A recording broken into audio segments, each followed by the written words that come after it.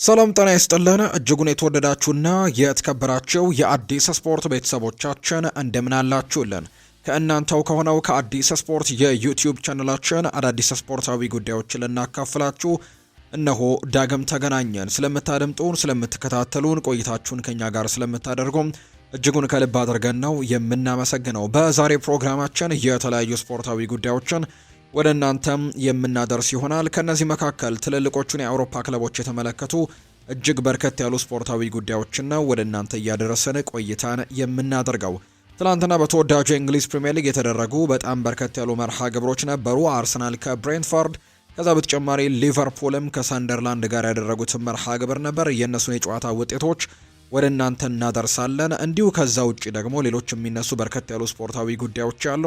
እነሱንም ጉዳዮች እያነሳሳን ከክለቦች ጋር የተያዙ ማንቸስተር ዩናይትድን፣ ሌሎችም ክለቦች የተመለከቱ ስፖርታዊ ጉዳዮችን እናነሳለን። ዛሬም በተወዳጁ የእንግሊዝ ፕሪምየር ሊግ ማንቸስተር ዩናይትድ ጨዋታውን ያደርጋል።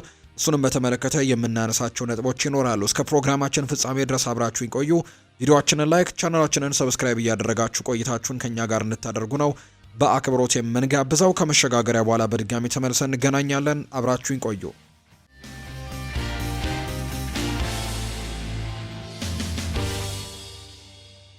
ትላንትና ምሽት በተወዳጁ የእንግሊዝ ፕሪምየር ሊግና በሌሎችም እንግዲህ የአውሮፓ ታላላቅ ሊጎች የተደረጉ ጨዋታ ውጤቶችን በማስቀደም ነው የዛሬ ፕሮግራማችንን ውድ ቤተሰቦቻችን የምንጀምረው። ትላንትና የተወዳጁ የእንግሊዝ ፕሪምየር ሊግ የ14ኛ ሳምንት ሁለተኛ ቀን መርሃ ግብሮች ቀጥለው ተደርገዋል። ዕለተ ማክሰኞ ላይ የተደረጉ 3 ያክል መርሃ ግብሮች እንደነበሩ እናስታውሳለን። ትላንትናም ደግሞ ሰፋ ያሉ ሌሎች መርሃ ግብሮች ወደ 6 ያክል ጨዋታዎች ትላንትና ተደርገው መጠናቀቃቸውን ነው የተመለከትነው። ትልቅ ፉክክርን የተመለከትንባቸው መርሃ ግብሮች በትላንትናው ዕለት ተደርገዋል። የሊጉ መሪ የሆነው አርሰናል ትላንትና በሜዳው ኤምሬትስ ስቴዲየም ብሬንትፎርድን ያስተናገደበት ጨዋታ፣ እንዲሁ ደግሞ በብራይተን እና በአስተን ቪላ መካከል በአሜክስ ስቴዲየም የተደረገው ጨዋታ 7 ግቦች የተቆጠሩበት ሆኖ ተመልክተነዋል። እንዲሁ ደግሞ ቼልሲና ሊቨርፑልም ነጥብ የጣሉበት ሳምንት ነው። በተለይ ቼልሲ በሊድስ ዩናይትድ ጥሩ ደረጃ ላይ ባልነበረው ሊድስ ዩናይትድ ሽንፈት ገጥሞት እንግዲህ ተመልክተናል። እንዲሁ ሊቨርፑልም ማሸነፍ ያልቻለበት ሌላኛው ሳምንት ሆኖ ተጠናቋል። ባቻ ውጤት ነው ያጠናቀቀውና ትላንት ትልልቅ እንግዲህ የሚባሉ መርሃ ግብሮችን የተመለከትንበት ዕለት ነው። ትላንት ከተደረጉ 6 ጨዋታዎች መካከል 4ቱ መርሃ ግብሮች ምሽት 4 ሰዓት ከ30 ሲል የተደረጉ ናቸውና እነሱን በማስቀደም እንጀምር። ቅድሚያ የምናደርገው ብራይተን እና አስተን ቪላ ያደረጉት የትላንትናውን መርሃ ግብር ነው። እነዚህ ሁለት ቡድኖች እንግዲህ ትላንትና 7 ግቦች የተቆጠሩበት ድንቅ የሚባል ፉክክር የነበረው መርሃ ግብራቸውን ነው ያደረጉት። የትላንትናው ጨዋታ ላይ እንግዲህ ቀዳሚ የነበሩት ብራይተንን ሆቭ አልቢዮኖች ነበሩ። በሜዳቸው ባደረጉት ጨዋታ የፋቢያን ሆርዝሌር ቡድን ቫን ሄክ ባስቆጠረው ጎል 1-0 እየመሩ ነበር። ነገር ግን 24ኛው ደቂቃ ላይ ወሳኙ ተጫዋቻቸው ኢንሼልውድ የሚባለው ተጫዋች ጉዳት ገጥሞት ሲወጣ ተመልክተነዋል። እንዲሁ ቫን ሄክ ቀዳሚውን ጎል አስቆጥሮ መሪ ያደረጋቸው። ከዛ በተጨማሪ የአስተን ቪላው ተጫዋች የሆነው ፓው ቶሬስ ራሱ ላይ 29ኛው ደቂቃ ላይ አስቆጥሮ 2-0 መሪነታቸውን አስጠብቀው ነበር ብራይተኖች። ነገር ግን የመጀመሪያው 45 የጨዋታ ክፍለ ጊዜ ሳይጠናቀቅ 2 ግቦች ተቆጥሮባቸው ጨዋታውን በአቻ ውጤት የመጀመሪያውን 45 እንዲያጠናቀቁ አድርጓቸዋል። ሁለቱንም ግቦች ኦሌ ዋትኪንስ ነው ማስቆጠር የቻለው 37ኛው ደቂቃና ሁለተኛው የመጀመሪያው 45 የጨዋታ ክፍለ ጊዜ ሊጠናቀቅ ጥቂት ሰከንዶች በቀሩበት ጊዜ ላይ ጎል አስቆጥሮ ቡድኑን 2-2 በሆናቸው ውጤትም ወደ እረፍት እንዲያመሩ አድርጓል። ከዛ በተጨማሪ ግን 60ኛው ደቂቃ ላይ አማዱ ኦናና ጎል አስቆጠረ። እንዲሁ 3-2 መሪነታቸውን ለአስተን ቪላ መስጠት ቻለ። ከዛ በተጨማሪ ዱዌን ማለንም በድጋሚ 78ኛው ደቂቃ ላይ ጎል አስቆጥሮ የአስተን ቪላን መሪነት ወደ 4-2 ከፍ አድርጎት ነበር። ቫን ሄክ ጎል አስቆጥሮ በድጋሚ ጨዋታው 83ኛው ደቂቃ ላይ 4-3 እንዲጠናቀቅ ያደረገበትን አጋጣሚ ነው 83ኛው ደቂቃ ላይ ጎል አስቆጥሮ የተመለከትነው። ከትላንትናው ጨዋታ በፊት እንግዲህ እነዚህ ሁለት ቡድኖች ጥሩ የሚባል ጊዜን እያሳለፉ እንደነበር ተመልክተናል። በተለይ ቀደም ብለን እንዳነሳ ነው አስተን ቪላ በዘንድሮው የውድድር ዓመት ጅማሮ ጥሩ ያልነበረ ቢሆንም ነገር ግን በመጨረሻዎቹ መርሃ ግብሮች ላይ በቅርብ ጊዜ እያደረጋቸው በሚገኙ የተወዳጆቹ የእንግሊዝ ፕሪምየር ሊግ መርሃ ግብሮች ላይ ግን በጣም ጥሩ የሚባሉ ውጤቶችን እያስመዘገበ የሚገኝ ቡድን እንደሆነ ተመልክተናልና የትላንትናውንም ጨዋታ ማሸነፉን ተከትሎ በደረጃ ሰንጠረዡ ላይ 3ኛ ደረጃ ላይ እንዲቀመጡ ማድረግ የቻለበትን አጋጣሚ የተመለከትነው። ያለፉትን 4 ተከታታይ ጨዋታዎችም ድል ማድረግ የቻለበትን አጋጣሚ ነው የተመለከትነው። በአስተን ቪላ በኩልና የኡናይ ኤምሪ ቡድን በጣም ጥሩ ጊዜያቶችን እያሳለፈ ነው። ትላንትናም ከሜዳው ውጪ ወደ አሜክስ ስቴዲየም አቀንቶ በጣም ጠንካራ ከሆነው ብራይተንን ሆቭ አልቢዮን ጋር ጨዋታውን አድርጎ ነው ድል ማድረግ የቻለው። ብራይተንም የዋዛ አይነት ቡድን አይደለም። ምክንያቱም በፕሪሚየር ሊግ እስካሁን 22 ነጥቦችን ሰብስቦ 7ኛ ደረጃ ላይ የተቀመጠ ቡድን ነውና ጥሩ የሚባል ጊዜን የፋቢያን ሆርዝሌርን ቡድን አሳልፎ ነበር። ነገር ግን ትናንትና ለአሰልጣኝ ኡናይ ኤምሪ አስተን ቪላ እጅ ለመስጠት የተገደዱበት መርሃ ግብር ሆኖ ነው በትላንትናው ጨዋታ ላይ የተመለከትነው። በዚህም አስተን ቪላ ጨዋታውን ማሸነፍ የቻለበትን መርሃ ግብር ነው የተመለከትነው። ሌላኛው ምሽት 4:30 ሲል የተደረገው ሌላኛው ጨዋታ ደግሞ በተርፍ ሙር የተደረገው የበርንሌና የክሪስታል ፓላስ ጨዋታ ነው። በርንሌ እንግዲህ በወራጅ ቀጠናው ላይ እንደሚገኝ ይታወቃልና ከወራጅ ቀጠናው ለመውጣት የኦሊቨር ግላርሰኑን ክሪስታል ፓላስን በሜዳው ያስተናገደበት ጨዋታ ነበር የስኮት ፓርከር ቡድን። ነገር ግን የትላንትናውን ጨዋታ ላይ ነጥብ ማግኘት አልቻሉም በርንሌዎች።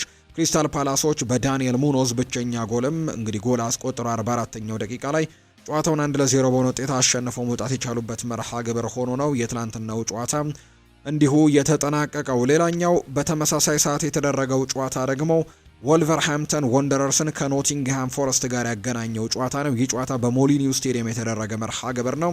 እንግዲህ ወልቨርሃምፕተን ወንደረርሶች በቅርብ ጊዜ እንግዲህ አንድም እንግዲህ ድል ማድረግ ያልቻሉበት የዘንድሮው የውድድር ዓመትን ነው እያሳለፉ የሚገኙት። አሰልጣኝም ጭምር መቀየራቸው ይታወሳል። ነገር ግን ያንን መንገድ አሁንም በትክክል ማስተካከል ያልቻለበትን አጋጣሚ የተመለከትነው። ትላንትናም በሜዳቸው ቢያንስ ነጥቦችን ያገኛሉ ተብሎ ሲጠበቅ በነበረበት መርሃ ግብር ላይ በሾንዳይቹ ኖቲንግሃም ፎረስት ሽንፈት እንግዲህ አስተናግዶ ጨዋታውን ተሸንፎ እንዲወጣ ያደረገበትን አጋጣሚ ነው የተመለከትነው። ብቸኛውን ጎል ኢጎር ሄሱስ ነው ማስቆጠር የቻለው። ይህን ጎል ደግሞ ያስቆጠረው 72ኛው ደቂቃ ላይ እንደሆነ ተመልክተናል።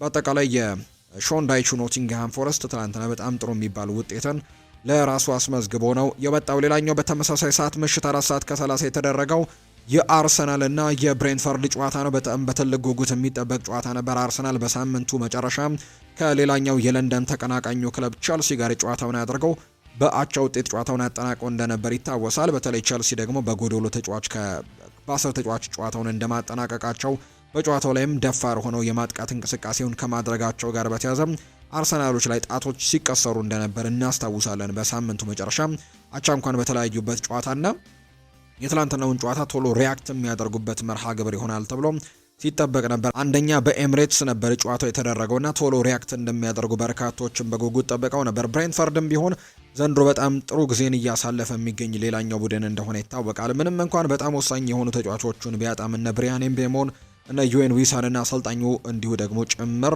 ቶማስ ፍራንክንም ለቶተንሃም አሳልፎ ቢሰጥም ነገር ግን አሁንም ቢሆን በጠንካራነቱ ቀጥሏልና የትላንትናው ጨዋታ ላይም ትልቅ ፉክክር ያደርጋል ተብሎ ይታሰብ ነበር። በዚህ የውድድር ዓመትም ለሌሎች ትልልቅ ክለቦችም ፈተና ሲሆን ስለተመለከት ነው።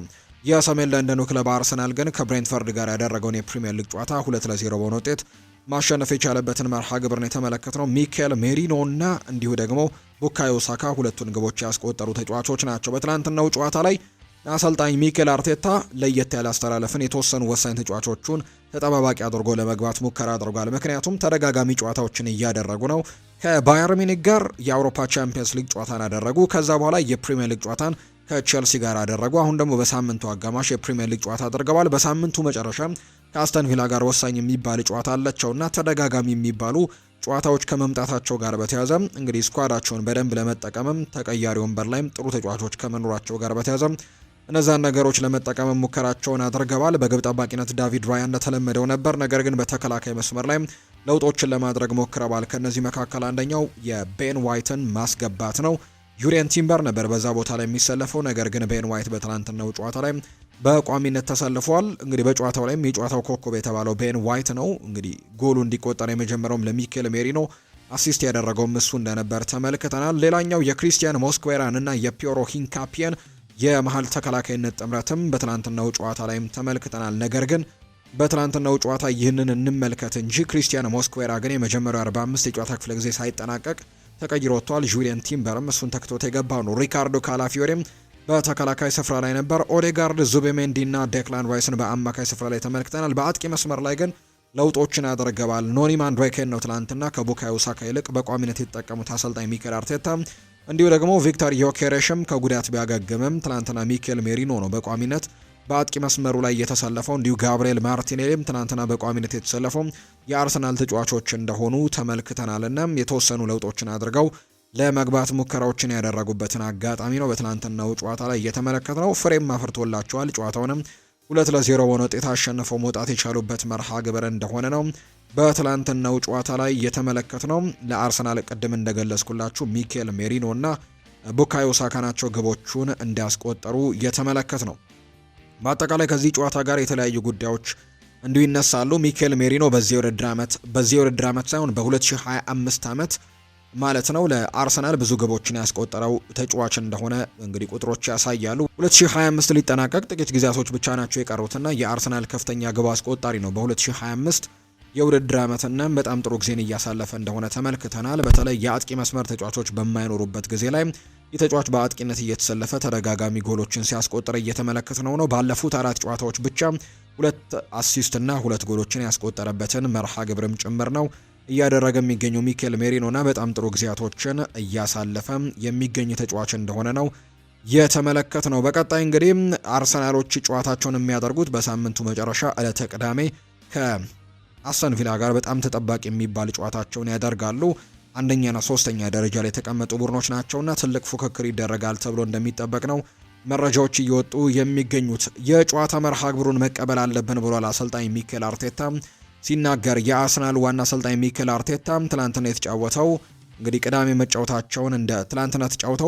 መጫወታቸውንም እንዳልወደዱት ጭምር የተናገሩት። ሮብ ማታ ተጫውተን ቅዳሜ ምሳ ሰዓት እንጫወታለን፣ ምንም ማድረግ አንችልም፣ መቀበል አለብን ሲሉ ነው አርቴታ የተናገሩት። ቤን ዋይት ስላሳየው ጥሩ እንቅስቃሴ ያነሱት አሰልጣኝ ሚኬል አርቴታ ለሱ ደስተኛ ነኝ፣ በምርጥ አቋሙ በምርጥ እንቅስቃሴም ደግሞ ስለተመለሰ ደስተኛ ሆኛለሁ ነው ያለው። ዴቪድ ራያ አስደናቂ ኳስን ባያድን እንግዲህ ግብ ይቆጠርብን ነበር ሲልም ነው ሚኬል አርቴታ የተናገረው። በተለይ በአንድ አጋጣሚ የማዕዘን ምት የተሻገረ ኳስ ኬቨን ሻደ እንግዲህ ጥሩ የነበረ የጭንቅላት ኳስ ሞክሮ ግብ ጠባቂው እንዲሁ ደግሞ ከግቡ አግዳሚ ጋር ተረባርበው ያወጡት ኳስም የምናስታውሰው ጉዳይ ነውና ያ ኳስ እንግዲህ በጥሩ ሁኔታ ባይመልሰው ኖሮ ጨዋታውንም ጎል ተቆጥሮብን የምንወጣበት አጋጣሚ ሊሆን ይችል ነበር ሲልም ጭምር ነው የተናገረው አሰልጣኝ ሚኬል አርቴታ። ሚኬል ሜሪኖ በትናንትናው ጨዋታ ላይም በድጋሚ አስደናቂ ነበር፣ ጎሉን ያስቆጠረበት መንገድም ይደነቃል፣ የቡድኑ አቋምንም እያሻሻለ ነው ሲል ጭምር ነው ሚኬል አርቴታ ሀሳቡን እየሰጠው። የትላንትናውን ጨዋታ ማሸነፍ ችለዋል። ሌላኛው ምሽት 5 ሰዓት አካባቢ ደግሞ 2 መርሃ ግብሮች ነበሩ። አንደኛው ቼልሲ ከሊድስ ዩናይትድ ጋር ያደረገው ጨዋታ ነው። ሌላኛው በአንጻሩ ደግሞ ሊቨርፑል ያደረገው ከሰንደርላንድ ጋር ያደረገው ጨዋታ እንደነበረ ተመልክተናል። በጣም የሚጠበቁ የነበሩ ጨዋታዎች ናቸው።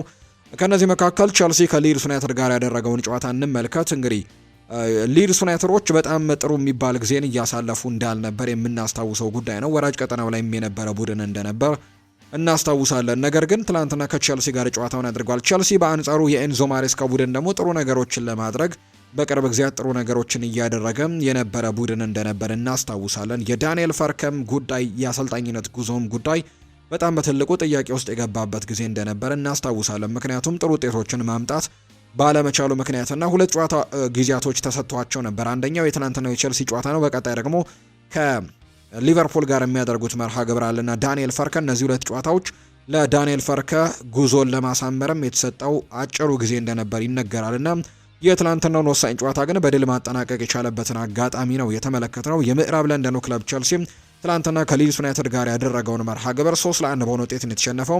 የሊድስን የማሸነፊያ ግቦች ቢሆል ታንካና እንዲሁ ዶሚኒክ ካልቨርት-ሉዊን ሲያስቆጥሩ ለቼልሲ ፔድሮ ኔቶ ነው ብቸኛውን ጎል ማስቆጠር የቻለበትን አጋጣሚ የተመለከትነውና ትላንትና ለቼልሲ በጣም ጥሩ ያልነበረ ምሽትን ነው ያሳለፉት። ከዛ በተጨማሪ ሊቨርፑልም እንዲሁ ሌላ ጥሩ ምሽት ያላሳለፈ ቡድን ነው ብሎ ማንሳት ይቻላል። ሊቨርፑል ትላንትና ከሰንደርላንድ ጋር ነው መርሃ ግብሩን ያደረገው። ጨዋታውን 1-1 በሆናቸው ውጤት ነው የተጠናቀቀው። እንግዲህ ለሊቨርፑል ትላንትና ፍሎሪያን ቬርትስ ጎል ቢያስቆጥርም ነገር ግን የተመዘገበው ግን በሰንደርላንዱ ተከላካይ ስም ነው እንግዲህ ኦን ጎል ተብሎ የተመዘገበው። ነገር ግን ፍሎሪያን ቬርትስ ትላንትና ጎል አስቆጥሯል። ሌላኛው ደግሞ የሰንደርላንድን ግብ ያስቆጠረው ደግሞ ታሌቢ እንደሆነ ተመልክተናል። ቼልሲዎች 4 ነጥብ አላቸው። በአንጻሩ ሊቨርፑል 22 ነጥብ መሰብሰብ ችለዋል። ሊቨርፑል በሳምንቱ መጨረሻ ዌስትሃም ዩናይትድን አሸንፎ እንደነበር እናስታውሳለን እና ያንን ድላቸውን ማስቀጠል አልቻሉም። በዚህ ውድድር ዓመት ግን የመጀመሪያ የአቻ ውጤታቸው ነው ትላንትና የተመዘገበው። እስካሁን በነበሩ ጨዋታዎች ላይ ሽንፈትና ድልን ብቻ ነበር ያስመዘገቡት። ነገር ግን ትላንትና በአቻ ውጤት ያጠናቀቁት የመጀመሪያ ጨዋታ ሆኖም እንዲሁ ተጠናቋል። ሊቨርፑሎች 14 ጨዋታዎችን አድርገው 7ቱን አሸንፈው 6ቱን ተሸንፈው አንዱን በአቻ ውጤት ማጠናቀቅ የቻሉበትን ጉዳይ ነው የተመለከትነው። ምስጋና ለፍሬድሪኮ ኪየዛ ይግባና በመጨረሻዎቹ ደቂቃዎች ላይም ጎል ሊቆጠርባቸው የሚችልበት አጋጣሚ እንደነበር ጭምር ነው የተመለከትነው። በትላንትናው ጨዋታ አሰልጣኝ አርነ ስሎት ዌስትሃም ዩናይትድ ላይ እንዳደረጉት ሁሉ በቋሚ አስተላለፉ ላይ የሞሐመድ ሳላህን ስም ሳያካትቱ ነው ጨዋታውን የጀመሩት። እንግዲህ ባለፈውም ዌስትሃም ዩናይትድን ሲያሸንፉ ይህንን ነገር ማድረጋቸውን እናስታውሳለን። ፍሎሪያን ቨርትስን፣ ኮዲ ጋክፖን እና ከዛ በተጨማሪ ደግሞ አሌክዛንደር ኢሳክን በቋሚነት ሲጠቀሙ እንደነበር ተመልክተን ነበርና ትላንትናም ያንን አስተላለፍ ነው በድጋሚ ይዘው የገቡት። ሳላህን ግን ተጠባባቂ ወንበር ላይ ቢያስቀምጡትም ምርጡ ተጫዋች ነው ግን ሲሉ አሰልጣኝ አርነ ስሎት ሀሳባቸውን ሰጥተው ነበር። የሊቨርፑል አሰልጣኝ አርነ ስሎት የፊት መስመር ተጫዋቹ መሐመድ ሳላህ ከዌስትሃም ዩናይትድ ጋር በነበረው ጨዋታና በትላንትናው የሰንደርላንድ ጨዋታ ላይም ተቀያሪ ወንበር ላይ ቢቀመጥም ያሳየው ምላሽና ስነ ምግባር ግን ምን አይነት ተጫዋችና ድንቅ ተጫዋች እንደሆነ የሚያሳይ አይነት ምልክት ነው ሲሉ ጭምር ተናግረዋል። በሁሉም ውድድሮች በ12 ጨዋታዎች 9 ሽንፈቶችን ያስተናገዱት ሊቨርፑሎች እንግዲህ ከዌስትሃም ዩናይትድ ጋር ባደረጉት ጨዋታ እንግዲህ ድል አድርገው መመለሳቸው ይታወሳልና የትናንትናውንም ጨዋታ በዛው የድል መንፈስ ይቀጥላሉ። ጎልም እንግዲህ አስቆጥረው ጨዋታውን አሸንፈው ይወጣሉ የሚሉ ግምቶች በትልቁ ተነስተው ነበር። ነገር ግን የትናንትናው ጨዋታ ላይ የተጠበቀውን ነገር ማድረግ ያልቻሉበትን አጋጣሚን የተመለከትነው። ሰንደርላንድ አሁንም ክስተት መሆኑን እንደቀጠለ ይገኛል። እንግዲህ ዘንድሮ አዲስ አዳጊ መሆኑን ሁላችንም የምናውቀው ጉዳይ ነውና ጥሩ ጊዜያቶችን አሁንም እያሳለፈ የሚገኝ ቡድን እንደሆነ እያሳየን ይገኛልና ሰንደርላንድ አሁንም በትልቁ ጥሩ ነገሮችን እየሰራ የሚገኝ ቡድን ነው። የተወዳጁ የእንግሊዝ ፕሪምየር ሊግ እንግዲህ የደረጃ ሰንጠረዥን እንመልከት። እስካሁን በተደረጉ ጨዋታዎችን አስመልክተን ማለት ነውና 14ኛው ሳምንት ጨዋታዎች ተደርገዋል። አንድ መርሃ ግብር ብቻ ነው የሚቀረው። እሱም ዛሬ ማንቸስተር ዩናይትድ እና ዌስትሃም ዩናይትድ የሚያደርጉት መርሃ ግብር ብቻ። የደረጃ ሰንጠረዡን አርሰናል ነው እየመራ የሚገኘው። አርሰናል በ33 ነጥቦች በአንደኝነት ሊጉን እየመራ ይገኛል። ካደረጋቸው 14 ጨዋታዎች 10ሩን አሸንፎ 3ቱን ደግሞ በአቻ ውጤት አጠናቀው አንድ ጨዋታ ብቻ ሽንፈት ነው የገጠመው አርሰናል እና በአንደኝነት አሁንም ሊጉን እየመራ ነው የሚገኘው። ከሁለተኛው ማንቸስተር ሲቲም የ5 ነጥብ ልዩነት እንዳላቸው ጭምር እየተመለከትን እንገኛለንና ጥሩ ግስጋሴን እያደረጉ ይገኛሉ። አሁን ላይ ማንቸስተር ሲቲ እንግዲህ ከትላንትና በስቲያ የነበረውን ጨዋታ ማሸነፋቸውን እናስታውሳለን። ከፉልሃም ጋር በነበረው መርሃ ግብርና እንግዲህ ያንን ጨዋታ አሸንፈዋል። ከአርሰናል ጋር ያላቸውን የነጥብ ልዩነትም 5 እንዲሆን አድርገዋልና አሁንም ትልቅ ፉክክር እንድንጠብቅ እያደረጉን ይገኛሉ። የትላንትናውን የዚህ ሳምንት ጨዋታቸውንም አሸንፈዋል። በሁለተኛ ደረጃነትም ተቀምጠዋል። ከ14ቱ ጨዋታዎች 9ኙን ድል በማድረግና እንዲሁ ደግሞ አንዱን አቻ ወጥተው 4ቱን በመሸነፍ ነው ሁለተኛ ደረጃ ላይ የተቀመጡት። አስተን ቪላ ክስተት የሆነ ቡድን ሆኖ አሁንም ቀጥሏል። ባለፉት ጨዋታዎች ላይ በተከታታይ ድል ማድረጉን ተከትሎ ነጥቡን 27 በማድረስ 3ኛ ደረጃ ላይ ሲቀመጥ፣ ቼልሲ በ24 ነጥቦች 4ኛ ደረጃ ነው። ክሪስታል ፓላስ በ23 ነጥቦች 5ኛ፣ ሰንደርላንድ በ23 ነጥቦች 6ኛ ደረጃ ላይ ሲቀመጥ፣ ሊቨርፑል ትናንትና 1 ነጥብ ማግኘቱን ተከትሎ 22 ነጥቦችን ሰብስቦ 8ኛ ደረጃ ላይ ተቀምጧል። ማንቸስተር ዩናይትድ ዛሬ አንድ ቀሪ ጨዋታውን ያደርጋል። በ21 ነጥቦች 9ኛ ደረጃ ላይ ነው የተቀመጠው። የዛሬውን ጨዋታ ማሸነፍ የሚችል ከሆነ ግን የደረጃ ሰንጠረዡም 5ኛ ደረጃ ላይ መቀመጥ የሚችልበትን ውጤት ማስመዝገብ ይችላል። ምክንያቱም 5ኛ ደረጃ ላይ የሚገኘው ክሪስታል ፓላስ 23 ነጥብ ነው ያለው። ዩናይትድ በአንጻሩ 21 ነጥብ አለውና የዛሬውን ጨዋታ ማሸነፍ የሚችል ከሆነ ነጥቡን 24 ማድረስ ይችላል። ስለዚህ 5ኛ ደረጃነቱንም መረከብ የሚችልበት እድል ይኖረዋል ተብሎ ይታሰባል። የደረጃ ሰንጠረዡ ግርጌ ላይ ለውጦች ያለው ሊድስ ዩናይትድ ትላንትና ማሸነፉን ተከትሎ ከወራጅ ቀጠናው መውጣቱን ትላንትና ተመልክተናል። 14 ነጥቦችን ሰብስቦ 17ኛ ደረጃ ላይ ነው የተቀመጠው። በአንጻሩ የወራጅ ቀጠናው ላይ የሚገኙት ቡድኖች ዌስትሃም ዩናይትድ በ11 ነጥብ 18ኛ ነው። በርንሌ በ10 ነጥብ 19ኛ፣ ወልቨርሃምፕተን ወንደረርስ ደግሞ በ2 ነጥቦች 20ኛ ደረጃ ላይ የተቀመጡ ቡድኖች እንደሆኑ ነው የተመለከትነው። እነዚህ እንግዲህ ትላንትና የተደረጉ የጨዋታ ውጤቶችና የደረጃ ሰንጠረዡን እነዚህ ነው የሚመስሉት። ከዛ በተጨማሪ ግን ዛሬም የሚደረግ ጨዋታ ለከፍተኛ ግብ አስቆጣሪነቱን የሚመራው የማንቸስተር ሲቲው ኤርሊንግ ሃላንድ ነው። 15 ግቦች ያሉት። ኢጎር ቲዬጎ በ11 ግቦች ሁለተኛ ደረጃ ላይ ሲቀመጥ፣ ዳኒ ዌልቤክ 7 ግቦችን ያስቆጠረ ተጫዋች እንደሆነ ነው የተመለከትነው። የተወዳጁ የእንግሊዝ ፕሪምየር ሊግ መርሃ ግብሮች እነዚህ ነው የሚመስሉት። በስፓኒሽ ላሊጋም ትላንትና ጨዋታ ቀጥሎ ተደርጓል። ሎስ ብላንኮቹ ትላንትና ወደ ድል ተመልሰዋል። ሪያል ማድሪድ ከአትሌቲክ ቤልባኦ ጋር ያደረገውን የሊግ መርሃ ግብር 3-0 በሆነ ውጤት ነው ማሸነፍ የቻለው። ባለፉት 3 ተከታታይ ጨዋታዎች ሪያል ማድሪዶች ድል ማድረግ አልቻሉም ነበር። በአቻ ውጤት ነበር ያጠናቀቁት። ነገር ግን የትናንትናውን ጨዋታ አሸንፈው ወደ አሸናፊነታቸው ተመልሰዋል። የሎስ ብላንኮቹን የማሸነፊያ ግብም ልማደኛው ኬሊያን ምባፔ 2 ጎሎችን ሲያስቆጠረ፣ ኤድዋርዶ ካማቪንጋ ቀሪውን 1 ጎል ማስቆጠር እየቻለም ተጫዋች ነው። የሪያል ማድሪዱ የፊት መስመር ተሰላፊ የሆነው ኬሊያን ምባፔ በሊጉ 16ኛ ጎሉ ነው ትላንትና ያስቆጠረው። ኤምባፔ በውድድር ዓመቱ ካደረጋቸው 20 ጨዋታዎችም በ11ዱ የጨዋታ ኮከብ ተብሎ ተመርጧል። ሪያል ማድሪድ ከ3 ጨዋታዎችም ነጥብ መጣል በኋላ 3 እንግዲህ ነጥቦችን አሳክቷል። ሪያል ማድሪድ 36 ነጥቦችን ሰብስቦ ሁለተኛ ነው። አትሌቲክ ቢልባኦ ደግሞ በ20 ነጥቦች 8ኛ ደረጃ ላይ የተቀመጠው። በቀጣይ አትሌቲኮ ማድሪድ ከአትሌቲክ ቢልባኦ ጋር ይጫወታል። ሪያል ማድሪድ ደግሞ ከሴልታ ቪጎ ጋር ነው መርሃ ግብሩን እንደሚያደርግ የወጣለት መርሃ ግብር እያሳየ የሚገኘውና ትናንትና የተደረጉ የጨዋታ ውጤቶች ደግሞ እነዚህን ነው የሚመስሉት። ውድ ቤተሰቦቻችን የተወዳጁ የእንግሊዝ ፕሪምየር ሊግ መርሃ ግብሮች ዛሬም ቀጥለው ይደረጋሉ። እንግዲህ የ14ኛው ሳምንት ጨዋታዎች ናቸው እየተደረጉ የሚገኙትና ዛሬም አንድ መርሃ ግብር የሚደረግ ነው የሚሆነው። የ14ኛው ሳምንትም መገባደጃ ጨዋታ ይሆናል። ዛሬ ምሽት 5 ሰዓት ሲል ማንቸስተር ዩናይትድ በሜዳ ኦልድ ትራፎርድ ከዌስትሃም ዩናይትድ ጋር የሚያደርገው ጨዋታ በትልቁ የሚጠበቅ ጨዋታ ይሆናል ተብሎ ይታሰባል። ይህንን ጨዋታ ማሸነፍ በተለይ ለማንቸስተር ዩናይትድ በደረጃ ሰንጠረዡ ላይ በጣም በትልቁ ለውጦችን እንዲያመጣ ትልቅ አስተዋጽኦን ያደርግለታል ተብሎ ነው የሚታሰበው። ባለፉት ሳምንታት እንግዲህ ማንቸስተር ዩናይትድ ጥሩ የሚባሉ ሳምንታቶችን አሳልፎ ከነበረ በኋላ በኤቨርተን ነጥብ መጣሉን የምናስታውሰው ጉዳይ ነው። ጨዋታውን ተሸንፎ 3 ነጥብ ማጣቱ የሚታወስ ነው። ከዛ በኋላ ግን ባደረጉት መርሃ ግብር በሴልኸርስት ፓርክ ክሪስታል ፓላስን እንግዲህ ሴልኸርስት ፓርክ ላይ ከሜዳው ሴልኸርስት ፓርክ ላይ እንግዲህ ፓላሶች በሜዳቸው በጣም ጠንካራን ቡድን እንደሆኑ የሚታወቅ ነውና ያለፉትን 12 ጨዋታዎች አልተሸነፈም ነበር።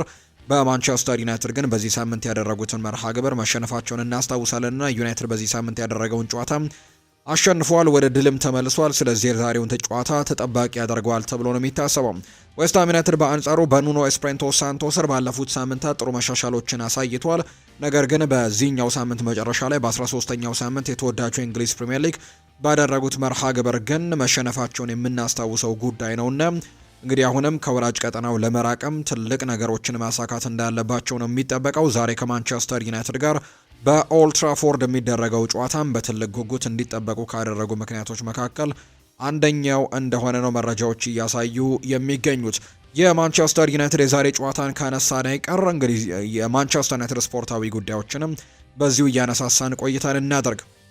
በተለይ በማንቸስተር ዩናይትድ በኩል በዛሬው ጨዋታ ላይ ከጉዳት የሚመለሱ ተጫዋቾች እንዳሉ ይጠበቃል። ከነዚህ መካከል አንደኛው ማቲያስ ኩኛህ እንደሆነ ይነገራል። የዩናይትዱ ተጫዋች ወደ ሜዳ ይመለሳል የሚሉ መረጃዎች ናቸው እየወጡ የሚገኙት። በአንጻሩ ግን በማንቸስተር ዩናይትድ በኩል ብሩኖ ሚጌል ፈርናንዴዝ ባለፈው በክሪስታል ፓላስ ጋር በነበረው ጨዋታ ላይ የተወሰኑ ጉዳቶች እንደገጠሙት የሚያሳዩ ሪፖርቶችን እየተመለከትን እንገኛለን እና በዛሬው ጨዋታ ላይ የመኖሩ ጉዳይ አጠራጣሪ እንደሆነ ጭምር የሚያሳዩ ፍንጮችን እየተመለከትን ነው። ያን ያክል የከፋ ጉዳት እንኳን አይደለም። ነገር ግን እንግዲህ የተረጋገጠም በዛሬው ጨዋታ ላይ ሙሉ ለሙሉ አይኖርምም አልተባለም። ነገር ግን የተወሰኑ ጉዳቶች እንዳሉበት ግን የሚያሳዩ መረጃዎች እየወጡ ነው የሚገኙትና በዛሬው ጨዋታ በማንቸስተር ዩናይትድ በኩል የተረጋገጡት በዛሬው ጨዋታ የማይኖሩት ሃሪ ማጓየር እና ቤንጃሚን ሼስኮ እንደሆኑ የተረጋገጡ ናቸው። እነዚህ ሁለት ተጫዋቾች በዛሬው ጨዋታ ላይ እንደማይኖሩ የተረጋገጡ ሁለቱ ተጫዋቾች እንደሆኑ ነው መረጃዎቹም የሚያሳዩት። በአንጻሩ ግን የነ ብሩኖ ሚጌል ፈርናንዴዝ ጉዳይ ግን ያልተረጋገጠ ጉዳይ እንደሆነ ነው መረጃዎቹ የሚያሳዩት። ዛሬ ማቲያስ ኩኛህ ግን ወደ ሜዳ ይመለሳል ተብሎ ይታሰባል። የማንቸስተር ዩናይትድ የፊት መስመር ተሰላፊ የሆነው ማቲያስ ኩኛህ ወደ ሜዳ እንደሚመለስ ነው አሰልጣኝ ሩበን አሞሪም ያስታወቁት።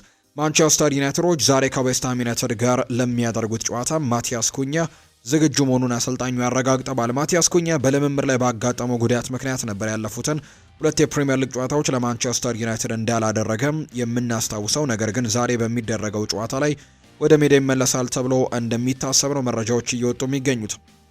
ይህ ሁኔታ ደግሞ ምናልባት ለጆሹዋ ዘርክዚም ጥሩ ዜና ላይሆን ይችላል ተብሎ ይታሰባል። ምክንያቱም ባለፉት ጨዋታዎች ላይ በቋሚነት እየተሰለፈ እንደነበር እናስታውሳለን። የማቲያስ ኩኛህንና እንዲሁ ደግሞ የቤንጃሚን ሼስኮን ጉዳት ተከትሎ በቋሚነት ጨዋታዎችን እያደረገ እንደነበር እናስታውሳለን። እንዲሁ ደግሞ በክሪስታል ፓላሱ ጨዋታ ላይም ጎል አስቆጥሮ እንደነበር እናስታውሳለን። ነገር ግን የማቲያስ ኩኛ መመለስ ግን ለጆሹዋ ዘርክዚ መጥፎ ዜና ይሆናል ተብሎ ይታሰባል። ብራዚላዊው የማንቸስተር ዩናይትድ የፊት መስመር ተጫዋች ኩኛ ካጋጠመው ጉዳት በማገገምም በይፋ ወደ መደበኛ የቡድን ልምምድም መመለሱ የሚታወቅ ነው።